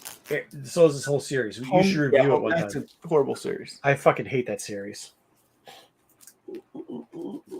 But hey, why do you have those just laying around? I don't know, because they're just laying here. Yeah, this was kind of. I probably got a good deal. I got a good deal on this bundle. You have to be so unorganized. You just have books laying everywhere. It's like books are books, bro. Yeah, fucking books everywhere. Yeah, but put them in the right place. Put them in the right box. Ooh, here's a little. Here's one for your boss. Your favorite tales of all time, right there, right? What? Which one? Your favorite first appearance of all time. This is Flipbook, right? No, go back to one before. And that's Kyle Katarn. Kyle Katarn. Yeah, that's your favorite character of all time, right there. All time. Marco's favorite character. That's a cool cover. It is. This is a real cool cover. I like this cover. It's some really nice covers, man. I like the covers. This is one of those Dark Horse books. Real lost on Endor. I mean, it helps when you only have 2 covers and not 74 covers to pick from. That's nice, dude. Look at the troops that got lost on Endor. They're like jacked up armor and stuff, dude. It's got first appearance of the lost fucking stormtroopers, like in Ahsoka. It's right here. The ones that removed. They're figuring. Marcus trying to sell his crappy book. This is not a crappy book, dude. It's a crappy book. It's got a cool cover, but it's a crappy book. You have no thing for taste. What is in this box? What the fuck is in this box? Digging time with Marco. I think the kids just knocked off. Oh, that's and we may or we may not just to put some spoilers on for next week. We may have some pack openings if things work out. We would. Oh, yeah. I'm gonna talk about that. So we'll see if we can get some packs open. Is this a whole fucking run of this dumb shit? This is a whole run. Yeah. Marco, spin the wheel for Marco giveaways that you'll never get sent to you. So that's why I don't do. Hey, don't do that shit. I don't do giveaways. There's a reason why. All I know is the comic gods aren't good to me. What do you mean? What is why? This is on the board. Okay. 50-50, is this a good book or not a good book? This is given to me in a good book. Good book. No, this is probably from a friend. It's got to be a store exclusive. Oh, no. It's not. I mean, that book is cheap now. Cheap. Is it? It's a good book. Because that black and white. That's because they came out with a black and white, which sucked. Yeah. Which Dom's like, this is great. I'm like, it's not great because you just the black and white one. You can get that raw now for like $17. It's a 1 in 50. Really? It was like $100 when it came out. How much was black and white? 130. It was like a good. Yeah, How it much was was second good. print black and white? What? Nobody wants that shit either, though. No, nobody wants it. It defeats the purpose of. No, Dom. It really does break down the price of fucking like. I was trying to tell you this a while ago, and you didn't listen, and now it's happened. And then I can't say I told you so because I look like a fucking asshole. But it devalues the book. It devalues the book. It devalues both fucking books when they do that shit. So it devalued the one. That 1 in 50 would be a $200 book, maybe 309.8 if they didn't come out with the second print black and white. And if you know comics, there's more than enough. What the fuck is this box? There's more than enough. Batman's Year Zero. Nobody likes DC. There's more than enough fucking like evidence for it over the years, right? From selling. Oh, I'm saying the comic gods freaking is deceiving me. Has nothing to do with Star Wars. I just found out the other day. Which one's this fucking exclusive? Go ahead. Go ahead. My favorite. Oh, that's. I'll tell you when I'm done. That's one of the my favorite character in Disney. You know who it is, right? Boba Fett. No, in Disney, not Star Wars. Disney. Mulan. Elsa. No. Freaking Stitch. Okay. So I just found out February Stitch is coming out. Dynamite has freaking comic book series coming out and 9 million freaking covers. Oh, nice. Yeah, good. Great. They have a metal cover, and they have a whole bunch of other things. There's a hell of a lot of X-Men books. So yeah, that's cool. That mall, that 1 in 50, yeah, 98. So last month, $78. Nice. That's nothing for that 1 in 50. I think I might buy a 1 in 50. I really like that cover. I bought that cover. I bought that cover because I like it. Well, that's the Michael Turner. It's the Aspen. Oh yeah, it's the Aspen convention. Thank you, TMZ. Yeah, I got your gift going out soon. Is it $1 still, or is it more expensive? Than No, Michael Turner. That comic's like $25. Oh, because Michael Turner died. Isn't there 3? There's a black and white. There's a sketch. And that. Oh my god! You guys remember Ice Cream Man? Oh, whatever happened to these? Have these gone back? The Root hip hop covers, have they gone back down in price? Because I want to buy a couple more of those. Yeah, I don't know. Dr. Afra. When Michael Turner died. He died pandemic, right? No, he died before that cancer. I don't remember when. Yeah, but that book is shot up because of that. Yeah. Wow. This is terrible character. Nobody likes him. Nobody likes him. But that's a B cover that you don't see a ton of. Dude, I love. I know it's not whatever, but I always buy him when he's on covers, dude. And oh yeah, it's not Star Wars, but I love him. Mark X. What's his name? X. What's his name? Phantom X. Yeah, Phantom X. He was a chick too. You should love him. He's got. What is this box? Is this shit? This must be shit I just randomly read. This is just like random shit that I read that I just fucking threw into a box. How fucking disorganized is this shit? It's like there's like DC books, and there's Star Wars books, and there's. Somebody must have given me that Aspen book because that thing was in here for some reason. What else is in here? Star Wars, Maul. That's cool. Rogue One. What is this? Star Wars. Why do I have this book? Is this a variant? Number 2's variant for which one? I can see it right now. It was this one, but it was $5. It was half off of $5. Yeah, that's the variant. That's the one in 10. Yeah. Bunch of Vader Castles variants that were the black and whites or the black and whites. Yeah, black and whites. Yeah, they were $2.50 a piece because it was red. It was half off of whatever the red marker is. Oh, those are cool, man. That's the one where that's the Darth Maul. Why'd you say you had the Darth Maul? What is this garbage?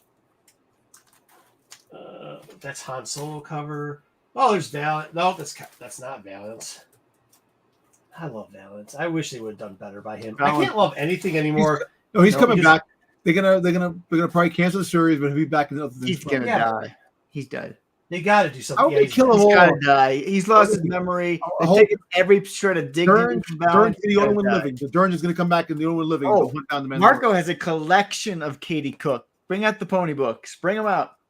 My daughter. I give them all to my daughter. I just saw one today. It was one of the rare variants. It was laying right on the damn floor, and I was like, "Kid, what are you doing, man? Like, clean up the ponies because she has got this castle. My Little Pony. Barbie Castle. She got like I got a bunch of ponies that are old school ones and new school ones. So she was doing this whole big thing, and they were going to the spa or some bullshit.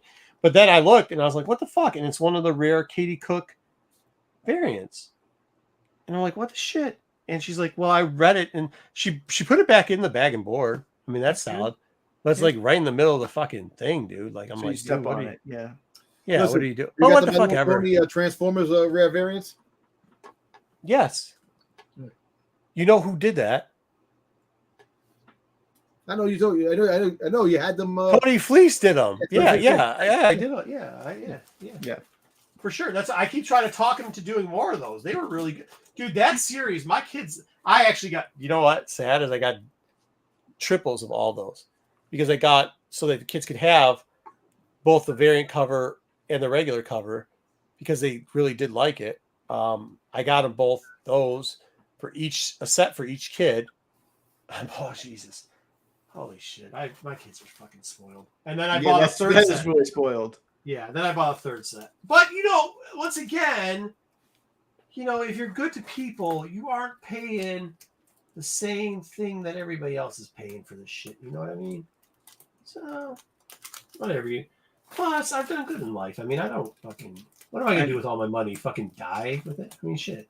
No. I work really hard, so I don't have to worry about shit anymore. Dubs like this actually gained viewers since Walco started digging. Look at this fucking Power Ranger book. That's a cool book. I should give this to my kid, man. He's gonna love this. He's starting to get into Power Rangers and shit. It's a $50 million book. Whatever. Who cares? Is it? Because I bought it probably for 20 cents. No. So it's a 20-cent book. Peter Porker. Oh, Peter Porker's fucking funny, dude. I like Peter Porker. What is this? Oh shit. Oh, so this is one of those DFs. I got that for less than I got a bunch of those. Dynamic Forces for you guys that don't know. Those are not DFs. Those are another universe. Is that another? I thought it was DF. No, it says on the bottom there, another universe. Oh, all right. Well, flashy. They should make those again. I like those things. They made the flashies for all 1 through 6. The Marvel Zombies there for you. Marvel Zombies for my boy. But you got two first appearances in that one. You got Coyote Monday in that one, and you also got Efontmon. I like Efontmon. Tell me this isn't a cool fucking. This is why I like Thunderbolts in this run. Like, look at that cover for Zemo, dude. That's cool. That whole run was fucking cool. Purple Man was in there for a little bit. Man, it was good. What's the best book in my collection? I don't know what the best book in my collection is. It depends on what week it is. What I like that week. Oh, these are some cool Moon Knights. Yeah, I don't know. Isn't this? Oh, this is the Finch, but this isn't the. Yeah, that one's nice. Yeah. Can you guys see that? Yeah, you guys can see this shit. That's I not like these Finch covers. I like those. We did a tack show early on with those Finch covers. Nobody watched it. Then we did it again. First Archangel. Oh, this is. Oh, okay. Yeah. I get why they say that. Yeah.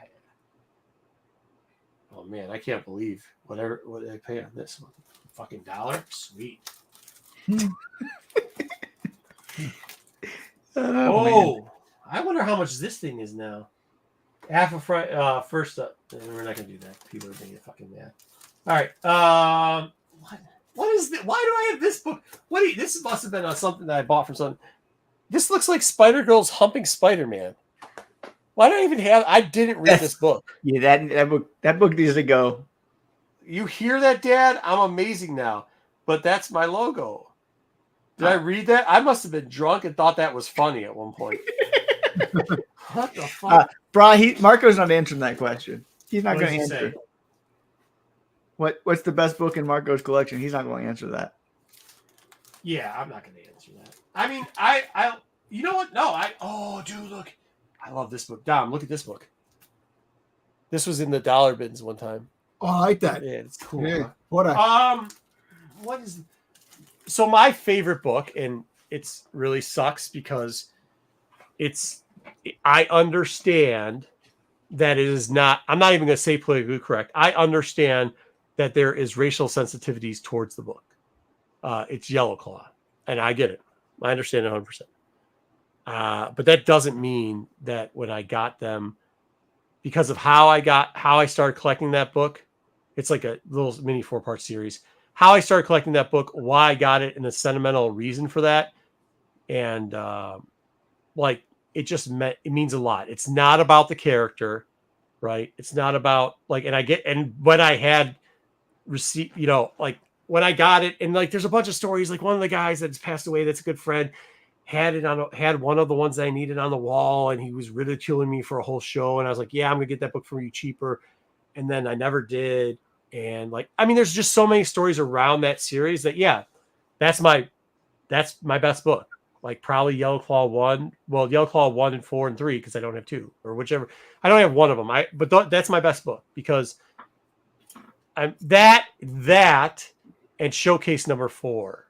And the only reason for Showcase number 4 is because, once again, there's a huge story behind it. And literally one of my really, really good comic friends, is the guy that found it in the collection I bought. And he still tells the story every day.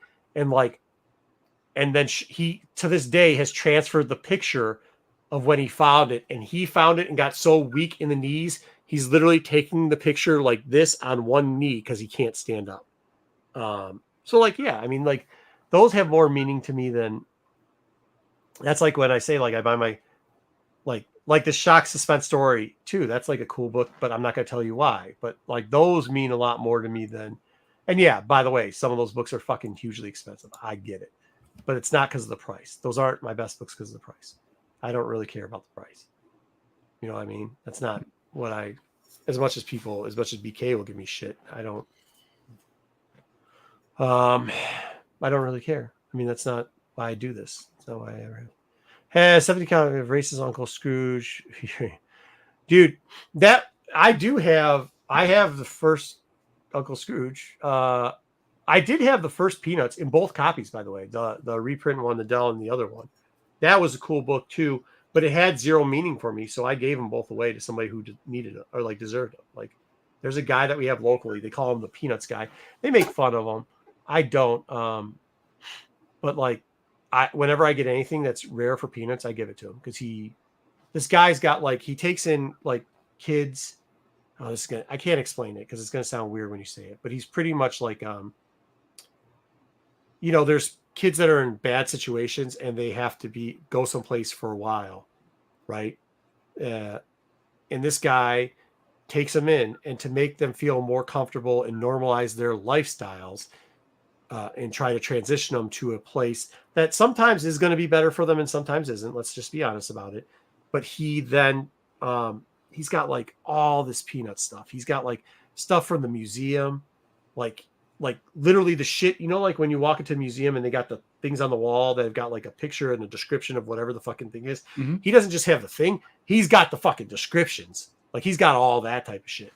So like that dude, when I see him, he gets whatever he wants, bro. Like that guy just gets it. So like I gave him a copy. I didn't grade it, but it was probably because the you guys know what book I'm talking about, the Peanuts book. It's one where it's like the double-sided one, and then there's the Dell version too. So both of those books were the lowest grade. They were probably was like a 6.5. And he got those. I actually just gave him this cool like ceramic Snoopy that I just found. You know what I mean? So like, I think those things in comics, those will be the ones, like, those are the books that I think are cool. I gave, I'm going through this. Oh my God. Okay. So I'm going through this collection. I have my employees going through it. It's something I bought, and I'll never do this again. And because they don't understand the value of comics. And this is a long time ago anyways. But, so I was like, hey, listen, whatever you do, like if you put these in stacks, and we did from different things, but whatever you do, if it says like, and the first appearance, or like the first time we see, or anything like that, like put that in a different pile. And one of my employees grabbed a book, and he goes, you mean like this? And he throws it. And as he throws it, I see the bottom staple pop off of it. And it was First Crypto. And there was a girl who managed one of the LCSs, local LCSs. And she's a huge crypto fan.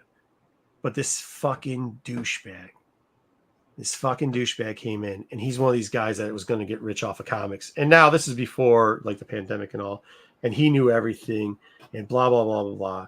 And he walked into the comic book store, and he asked for something to get pulled. And I know for sure as shit he didn't ask before me, because I had it pulled at a different store.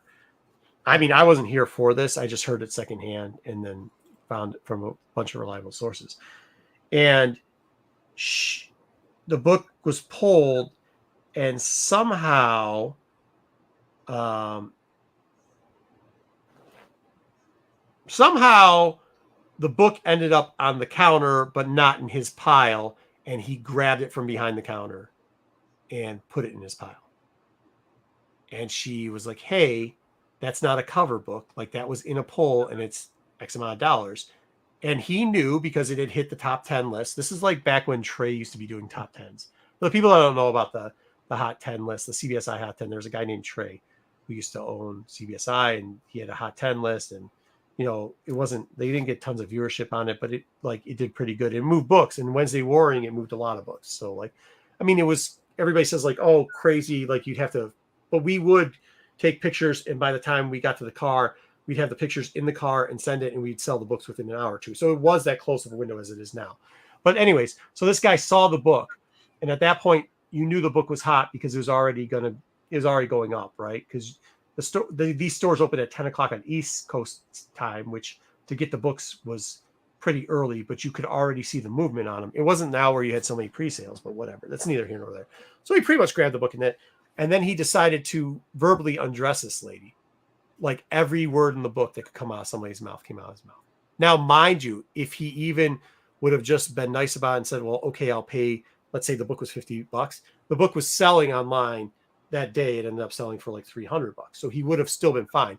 But instead, he's verbally screaming at this lady about how she doesn't, young lady, she's probably in her 20s at the time, about how she's a bleep word and a bitch and a this and a that and everything else. And she fucking should be fired, to the point that she cried. And she called one of my friends who was managing the stores at the time and was like, I'm quitting. I want to shut the doors. So that I heard of it because I was in the other store while he's on the phone. And I was like, don't worry about it. So I went up there, and I knew she was a crypto fan. So she owns that copy now. And not only does she own it, but like years later, like 6 years later, I saw her again, and she stopped working at the comic book store by that point. But I was like, hey, dude, you still got that? And she's like, crypto? Yeah, still have it. Best book I've ever had.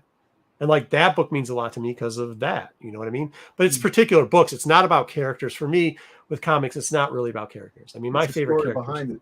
Yeah, it's always the story behind it. It doesn't have to do much with, I guess I'm breaking the Marco persona at this point, but like it doesn't have much to do with like the actual characters. Sure, I mean, Moon Knight's one of my favorite characters. Han Solo's one of my favorite characters. You know, there's a couple X-Men's. Dude, you know what books I love is X-Men 2099. And if you've watched long enough, you know that I love the Age of Apocalypse series, the original one, and I probably own about 4 runs of it because it wasn't just the book that and storyline that I liked, but then it was so cheap at one point. Now I would just buy the whole run and then reread the whole run. And like, that's where comics has always been good to me. I know people don't want to hear this, or some people don't, or whatever. Most people probably don't, but like, yeah, like that's why, like, I do love comics. Like, comics is good. That's why my kids like are huge into comics. I mean, my son, like, you can say what you want, but like, dude, my kid drew pictures of Dogman, put them up on the board, and somebody else, and it happens to be Dub, but like, people were willing to buy that piece of comic thing, and he was crazily happy about it. Like, comics has always been good to me. Like, I'm not mad at it. Like, sometimes when I sound like I'm being a dick, it's because I am protective of this space. Because comics have meant a lot. Like, it really has. I have great friends because of comics. Like, real friends. Not motherfuckers I see just on the internet. Like, dudes I see every day in life. Guys I fish with. You know what I mean? Like, guys I still, after 20, 30 years, are still friends with, and we hang out on a regular basis. You know what I mean? Like, people like Dom that show up to like cons and shit, like that we see each other. We actually see each other, and we're friends. And like, all that is because of comics. It isn't because of the fucking YouTubes or the internet or whatever. It's literally because comics brought us together, man. So yeah, I mean, those are the comics I give a shit about. I mean, like when people are like, wow, how could you have sold 3 AF-15s and like you don't fucking care about that book? Yeah, I don't, because I'm not a Spider-Man fan. And by the way, the stories behind those weren't great stories. They were literally, I bought them as investment pieces and sold them for investment money. Like, that's what I did with those. Do I wish I would have held on to one of them? Yeah, fuck yeah. Wish I would have. But like, it doesn't mean as much as the books that I did hold on to. You know, I mean, that doesn't like the Matina Thrawn. Why I love that book is not the price of that book. Why I love the Matina Thrawn is because I love that book. When I saw that book, you know, I really thought that, and this was before people knew that Matina would just take art and redraw it, you know, electronically. But I saw that book and I thought of the desk jacket for what I thought was the best version of Thrawn, which was the new version of Thrawn that they had written in the Thrawn trilogy. I loved Heir to the Empire, but when they came out with that Thrawn book and the first Thrawn book and the Thrawn trilogy, I was like, holy fuck! Like the eyes on that book on the desk jacket, like it just looked like you felt Thrawn should have been, right? And then when they wrote the book, it was great. So when I saw that, yeah, shit, man. And then one of the biggest that's another one. Like there was a guy who owned a comic book shop, and I got in a debate if the book was ever going to be worth $80. And I was like, no, dude, I'll wait till it gets to $20 and I'll buy it from you. And that guy's passed away too. He less than a year later ended up getting a rare form of cancer and ended up passing away. But like those are that guy was really cool, man. Like he was a cool dude that we could fuck around and joke around and mess around all the time. And he wouldn't take offense to stuff, and I wouldn't take offense to what he says, and we'd go back and forth and shit. And like that's why now, like, yeah, I like the Thrawn cover because of the book, but I also remember that guy every time I see the book. Like I didn't buy that one. I should have bought it for $80, bro. By the way, should have bought it for $80. I should have bought it when I seen $50. Yeah, well, I mean, I bought it for under 50, the first one, but like, you know, I mean, those are the things. I know that's not everybody's comic book story, man, and I get it, man. Buy comics for whatever the fuck you want, like. Buy it for the stories because there's some great stories in it. Buy it for the art. Buy it for what is it called? They call them cheesecakes or whatever. Go ahead, do all that shit. Like, but that's not why I do it. And to be honest with you, at this point, I don't buy and sell comics because I need the fucking money. That's not even anywhere. I know people don't like to hear that, and I get it, but it has zero fucking dollars to that. It has zero. It has nothing to do with that at all. And if you hang around me, you know why I do it, because the community people that I deal with, like a lot of the vendors, a lot of that stuff. And like, it's relaxing for me, like hanging out with people, like doing that type of shit. Like it's cool. Like I've known a lot of these people for a very fucking long time, and it's really fucking fun to hang with them. And, you know, we get to see the ups and downs. So, I mean, that's when you see like, other people, like there's a guy that owns a comic book publisher, and like I know a lot of people think he's weird or whatever, he promotes his own stuff, but like that dude is a comic book fan first and foremost. Yeah, he's rich as fuck. His family is rich as fuck. He comes from being rich as fuck, but that doesn't mean he's any less of a fan, because he is 100% a fan of comics. Like you see him, and he's fucking loves the party, so that's cool too. But yeah, I mean that's what it is. Let's see what the question is that Bri has. Then maybe we gotta get going after here for a little bit. Question for y'all: would you give up your whole entire collection, toys, art, etc., for your favorite character's entire catalog, first appearance, original art, sketch, and etc.? So, Dom, I guess you guys can answer this question if you like. I would definitely give up my entire collection for the entire Boba Fett collection to have in my. That's the one thing I would love to have. If I can have that. I definitely what? Yes. She said you promise? Giggles. Yes, I would definitely do that just to have that entire catalog and stuff like that. You know, be a complete set of everything I want. But look, I know for a fact I would never own the complete I would never be able to complete what I like. You know, and that's plain and simple. I tell you what, I enjoy what I do collect now. And if the opportunity ever came along to sell my stuff, hey, look, I'm at a point in my life now where if the right opportunity came along, I would get rid of all my stuff. So I could just have a Yeah, piece but I have a feeling with you too, like that's a different version. Like, so I collect stuff with stories behind it, right? And I'm not saying it's the right way to collect, but I think you have a feeling of collecting for finishing, right? Like, I see this, I want to, you know what I mean? And the problem with that sometimes can be that you start going and you're collecting one thing and it gets harder and you're like in the mode that you start collecting something else on top of it. So I think even if you sold everything, you'd be back to collecting something. Well, you know what? My main thing is about collecting. What makes me, the reason why I collect, because it's a part of the childhood in my life that I always, me and my brother grew up, and my mom used to throw a lot of the stuff away we used to have growing up. Like if she'll find it, oh, I'm going to throw this away. We come home from school, it's gone because we left it on the floor. My mom, she did that. But don't get me wrong. The next year we would have a lot of shit again because that's crazy.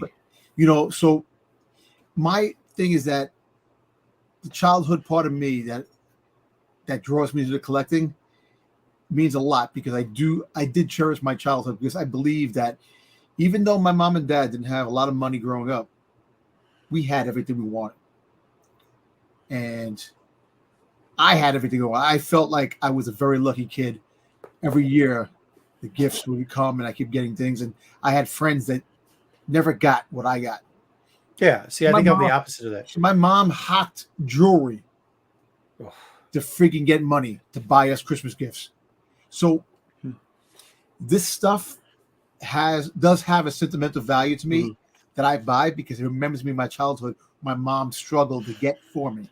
Yeah, even though she threw shit away, it was the thing that she tried. Like every Christmas, she was there online trying to get the hottest toy that came out so I could have it. And we could have it because that's what she wanted. And she would do anything to get something that she couldn't get. She would have friends talk to people, this and that, and then get the stuff. And I definitely love the fact that I had everything I wanted growing up, and the struggles my mom and dad went through to give us what we wanted. I'll always remember that, and I just it's going to be 25 years. My mom passed away, it's going to be Tuesday, the 24th.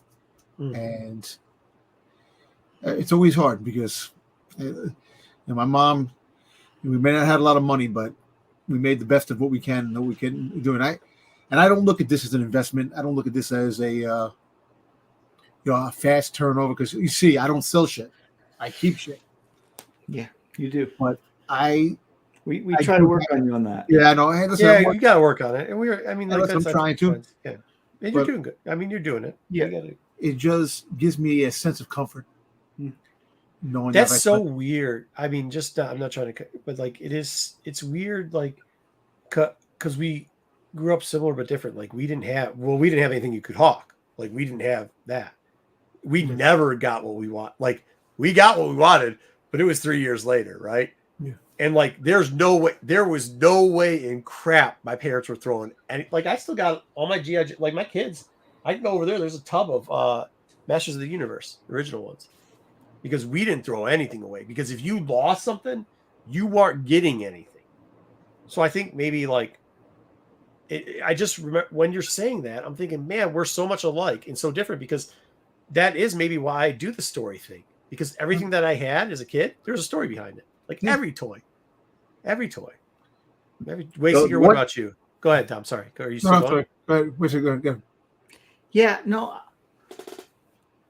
I don't know what I would want. What would I give my collection up for?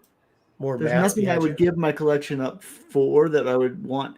I would be happy getting rid of almost everything in my collection because it doesn't have that much sentimental value to me. To me, what is way more important to me are these play mats on the back of the wall. These 9 play mats, and I have more. The ones I won, playing Star Wars the card games. That to me is the love that brought me to Star Wars and has kept me to Star Wars is the card games. But I do love collecting as I love finding things for cheap. I love the thrill of trying to find a good deal. And I also love I'm not like Marco. I sell because I need, I need to sell for the, Yeah, I'm not knocking that. And that's I'm not knocking. And that's just where I am. It's just a little side hustle for where, the family needs at the moment. But I wouldn't, there's not much in my collection that I would need to hold on to if it came time to do it. So, I wouldn't sell these play mats, back here. Not that they're worth much of anything, but I wouldn't sell those because I won those at a tournament.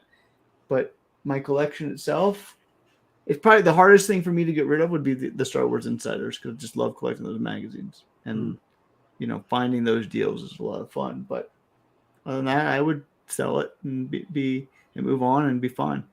Yeah, it's just a different part of sentimental, though, because the mats are very sentimental to you. So, I mean, I think that's kind of I guess what we're all saying. There's a different sentimental value. It's all sentimental for us. So, Dom's way of collecting sentimental, the way I do things, and so with you with the mats and all.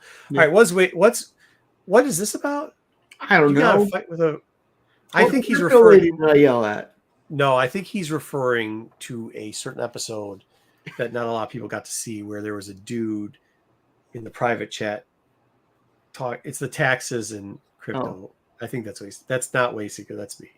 There was a guy that got on a show, and he didn't quite understand how StreamYard worked out. I've told this story 100 times, so I'm kind of sick of still. I remember the story, but yeah. I mean, people have vouched for the story. People that were actually there have vouched for the story before. Yeah. And this guy got on and he started telling everybody to buy crypto and invest in it because it would be, you're going to all be rich. And then in the private, so there's 4 buttons on our side of the thing here. There's one that says comments, which is what we can read from you. There's something that says banners that gives us certain things that we can do in it. There's one that says brand, which means that's all the other stuff where you can find the little drops that we do, for example, this Thrawn would just be such a bad sexual lover. So that's in their brands. And then there's one that says private chat. And he thought that private chat meant a chat between him and Kyle. What he didn't realize was that private chat meant to anybody. And at the time I was a showrunner for a different channel. I ran a lot of shows over there. So what he didn't realize is that private chat is to everybody that's there, right? It's to all of us. So he started saying shit kind of what Wookie said over here. Yeah. I mean, there's the Marco, come on, let's not joke about it.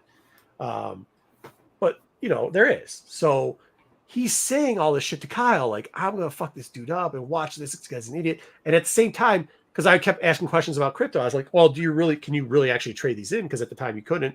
And and he's like, this guy's a fucking idiot. And if I ever see him, this and that. And yeah, man, I'm not going to lie about it. I hopped in from a wedding and I read that shit. And I was like, oh, the fuck, this guy's saying this. So then he proceeds to tell people not to pay taxes. This is where Zaggy loves this. And I'm like, dude, you're not pay your fucking, I understand the tax thing, but you're not going to get on a channel and start telling people to not pay taxes and shit. So I was like, yeah, do you pay your taxes? And then I was like, hey, if you, I wish the video was there, because there's a point where I turn and go, hey, it's not a private chat. And I think some people thought that they were talking about the people here, but I was literally pointing out that the chat's not private. And then finally I had enough. And I was like, dude, look, you're not going to fucking scam people and tell them to buy this bullshit because you can't fucking sell it. Go fuck yourself. And then he was saying I'm going to fuck you up. So I was like, okay, I'll see you when I see you then. Because in the private chat, he's going, I'm going to fuck Marco up. I'm going to kick his ass. I'm going to do this. I'm going to do that. This guy's a piece of shit. And I'm like, oh, well, I'll see you when you see you, bro. I got no problem with that. And the people that ran that channel they didn't like that I was running. They didn't like that I didn't cancel a certain show. They didn't like, there's a lot of things they didn't like. They didn't like that I live the life I do and that they live in their houses, and their personas are based upon very big fabrications, hugely fabricated. Marco is a persona that is over exemplified, but it's not an entire fabrication. Those people, it's an entire fabrication. Not a fucking thing comes out their mouth is worth a shit. So they didn't like that, and I understand that. I get it. I get that you can be jealous. I get it. I'm a pretty straightforward person, so I understand that. But so then they decide to use that as a crutch to do a bunch of other shit, and that's fine. they took that one down, and that's fine too, even though it was the most popular show on their fucking channel and probably ever will be. The most popular show any of those motherfuckers have related to anything that they've ever done. But that's what happened with that. And no, I didn't apologize to that guy. Because that guy can go fuck himself. Yeah, no. All right. Wait, what else did you have? Wait, we have one more from So wait, not gonna lie, my favorite part of the show is I can rate to my favorite books. Yeah. I mean, I like that too. Would you give up the hat? We said no to that. It was gold. Joe saw it. It was gold. I mean, like, there's so many guys that are still here that were like at that like talk about it all the time. Like, they were there. They saw what was happening. You know what I mean? It's not if I'm, yeah, Styx. It was Styx's first show, and he was actually on the show. So, like, when you hear all these other people talk about me, like, just ask the people that are still with us that were there. Like, I mean, that's what happened, dude. Is what it is. I kept almost everything in my childhood, but with Darkside, I have a rough time letting stuff go. Yeah, I mean, I'm not going to get into. There's other reasons why I don't have a problem with letting it go. I mean, and you know, me and Dom got that in common too. My dad, I've said it before. You know, he passed away. You know, was around 20. How old am I? How the fuck old am I? He like 23 years ago, somewhere around there. Yeah. Yeah. So, like, I mean, and that sucks, but I don't regret it at all. I mean, my dad had a brain cancer that they tried to operate on, and it was unoperable, and like, he was terminal when he got it, and I got to spend a good 8 months with him. You know, knowing that it was going to go down. I mean, there's obviously, everybody knows there's shitty parts with that, right? Like, I mean, there's a time he had a seizure in the kitchen, and I didn't know what to do. I tried to don't ever. By the way, somebody have a seizure, just so you guys know, don't try to stick anything in their fucking mouth. Learn that when you almost chop my finger off. You know what I mean? But yeah, I mean, like, that's just life. You're not going to forget that type of shit, dude. Like, I'm not saying I want my dad to go through that, because I obviously didn't, but like, I obviously don't regret what I did when he was going through that. And none of my brothers do either. So, like, yeah, I mean, it is. I was drunk, but I might add that maybe when you see me drunk, I play off a little bit more drunkenness than, like I said, the Marco character is a little bit of an exaggeration. So, like, anything I do is, yeah, was it NFT? That's what it was. It was NFTs, right? It wasn't crypto. Well, wasn't crypto.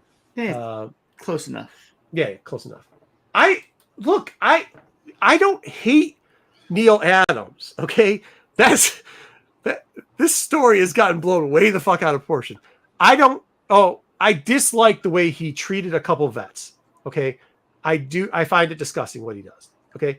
With that being said, I just chose not to do business with the guy. That's it. Like, and yeah, he doesn't wash his hands after he goes pee. Also something I found extremely gross. But like, Poppy sloppy.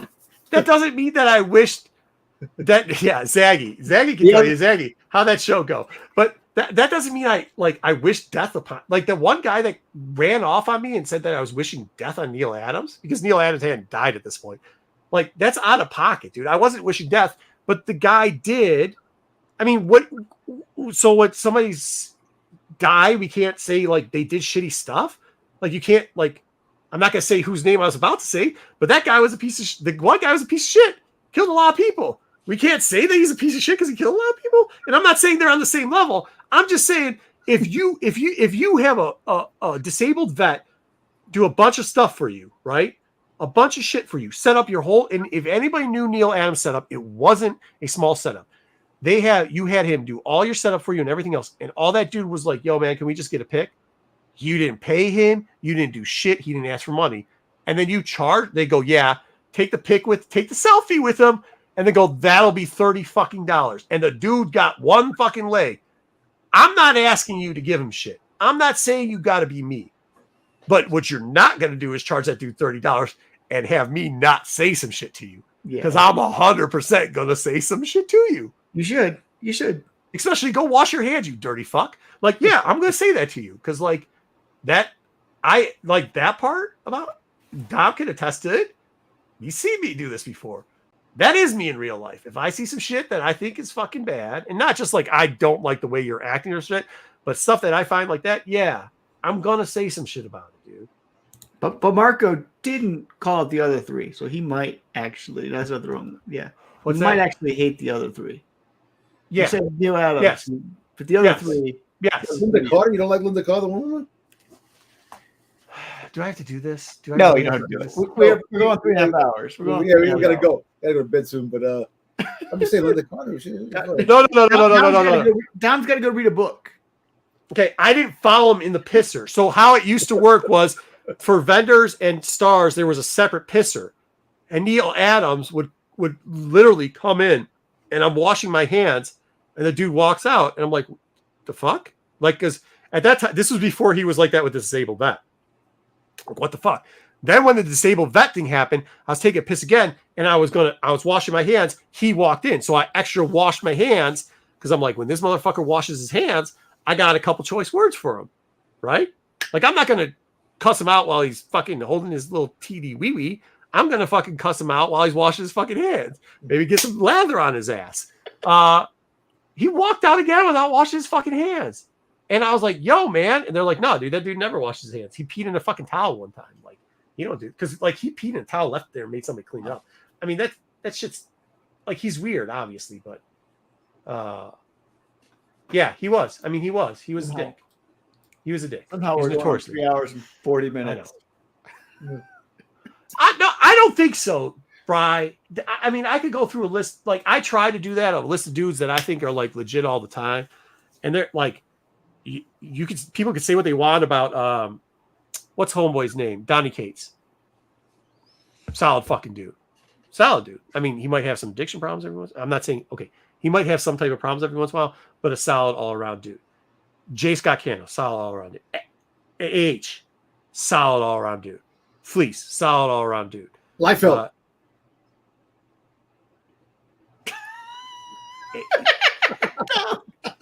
You got Freddie Prinze Jr. in the 7 Rings of Hell. So like, Freddie's in like 5. Liefeld's in like 1. Oh jeez. Liefeld's such a shitbag. Oh, I don't even want to get into it. No, we don't get time for this. We don't have time. We don't have time. We're calling it. Yeah, all right. We're calling it. You can get on this on Wednesday. Yeah, McFarlane's not really. McFarlane's not my type of dude, but he's not a dick. I met McFarlane when you were at Toy Fair, and we were talking about about the toys, the stuff, and he puts his arm around me and he starts showing me prototypes of the DC figures coming out. He's not. He's a good dude. He's a good dude. He signed an autograph for a kid on a book. He's okay.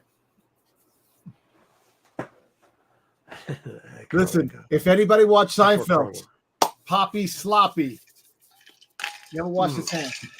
That's why I didn't know what you were talking about. All right. Well, guys, thanks for staying on. Like I said, man, I wanted to have a good day. You guys really made it a good day, so I really appreciate that. Thank you very much. Make sure you're checking out all the great content here on. Wow, I almost said the other channel. On Renovision. Pete's working on a couple things for Monday. We're gonna have Tuesday's always gonna be solid. Wednesday, we got a show there too, or two probably. You got a great talk show coming up, right? Doing what day is that on? Part 2. Thursday, tack? Cool. No, tack is Wednesday. Spicy okay, on Wednesday, we got a tack show coming up. That's always fun.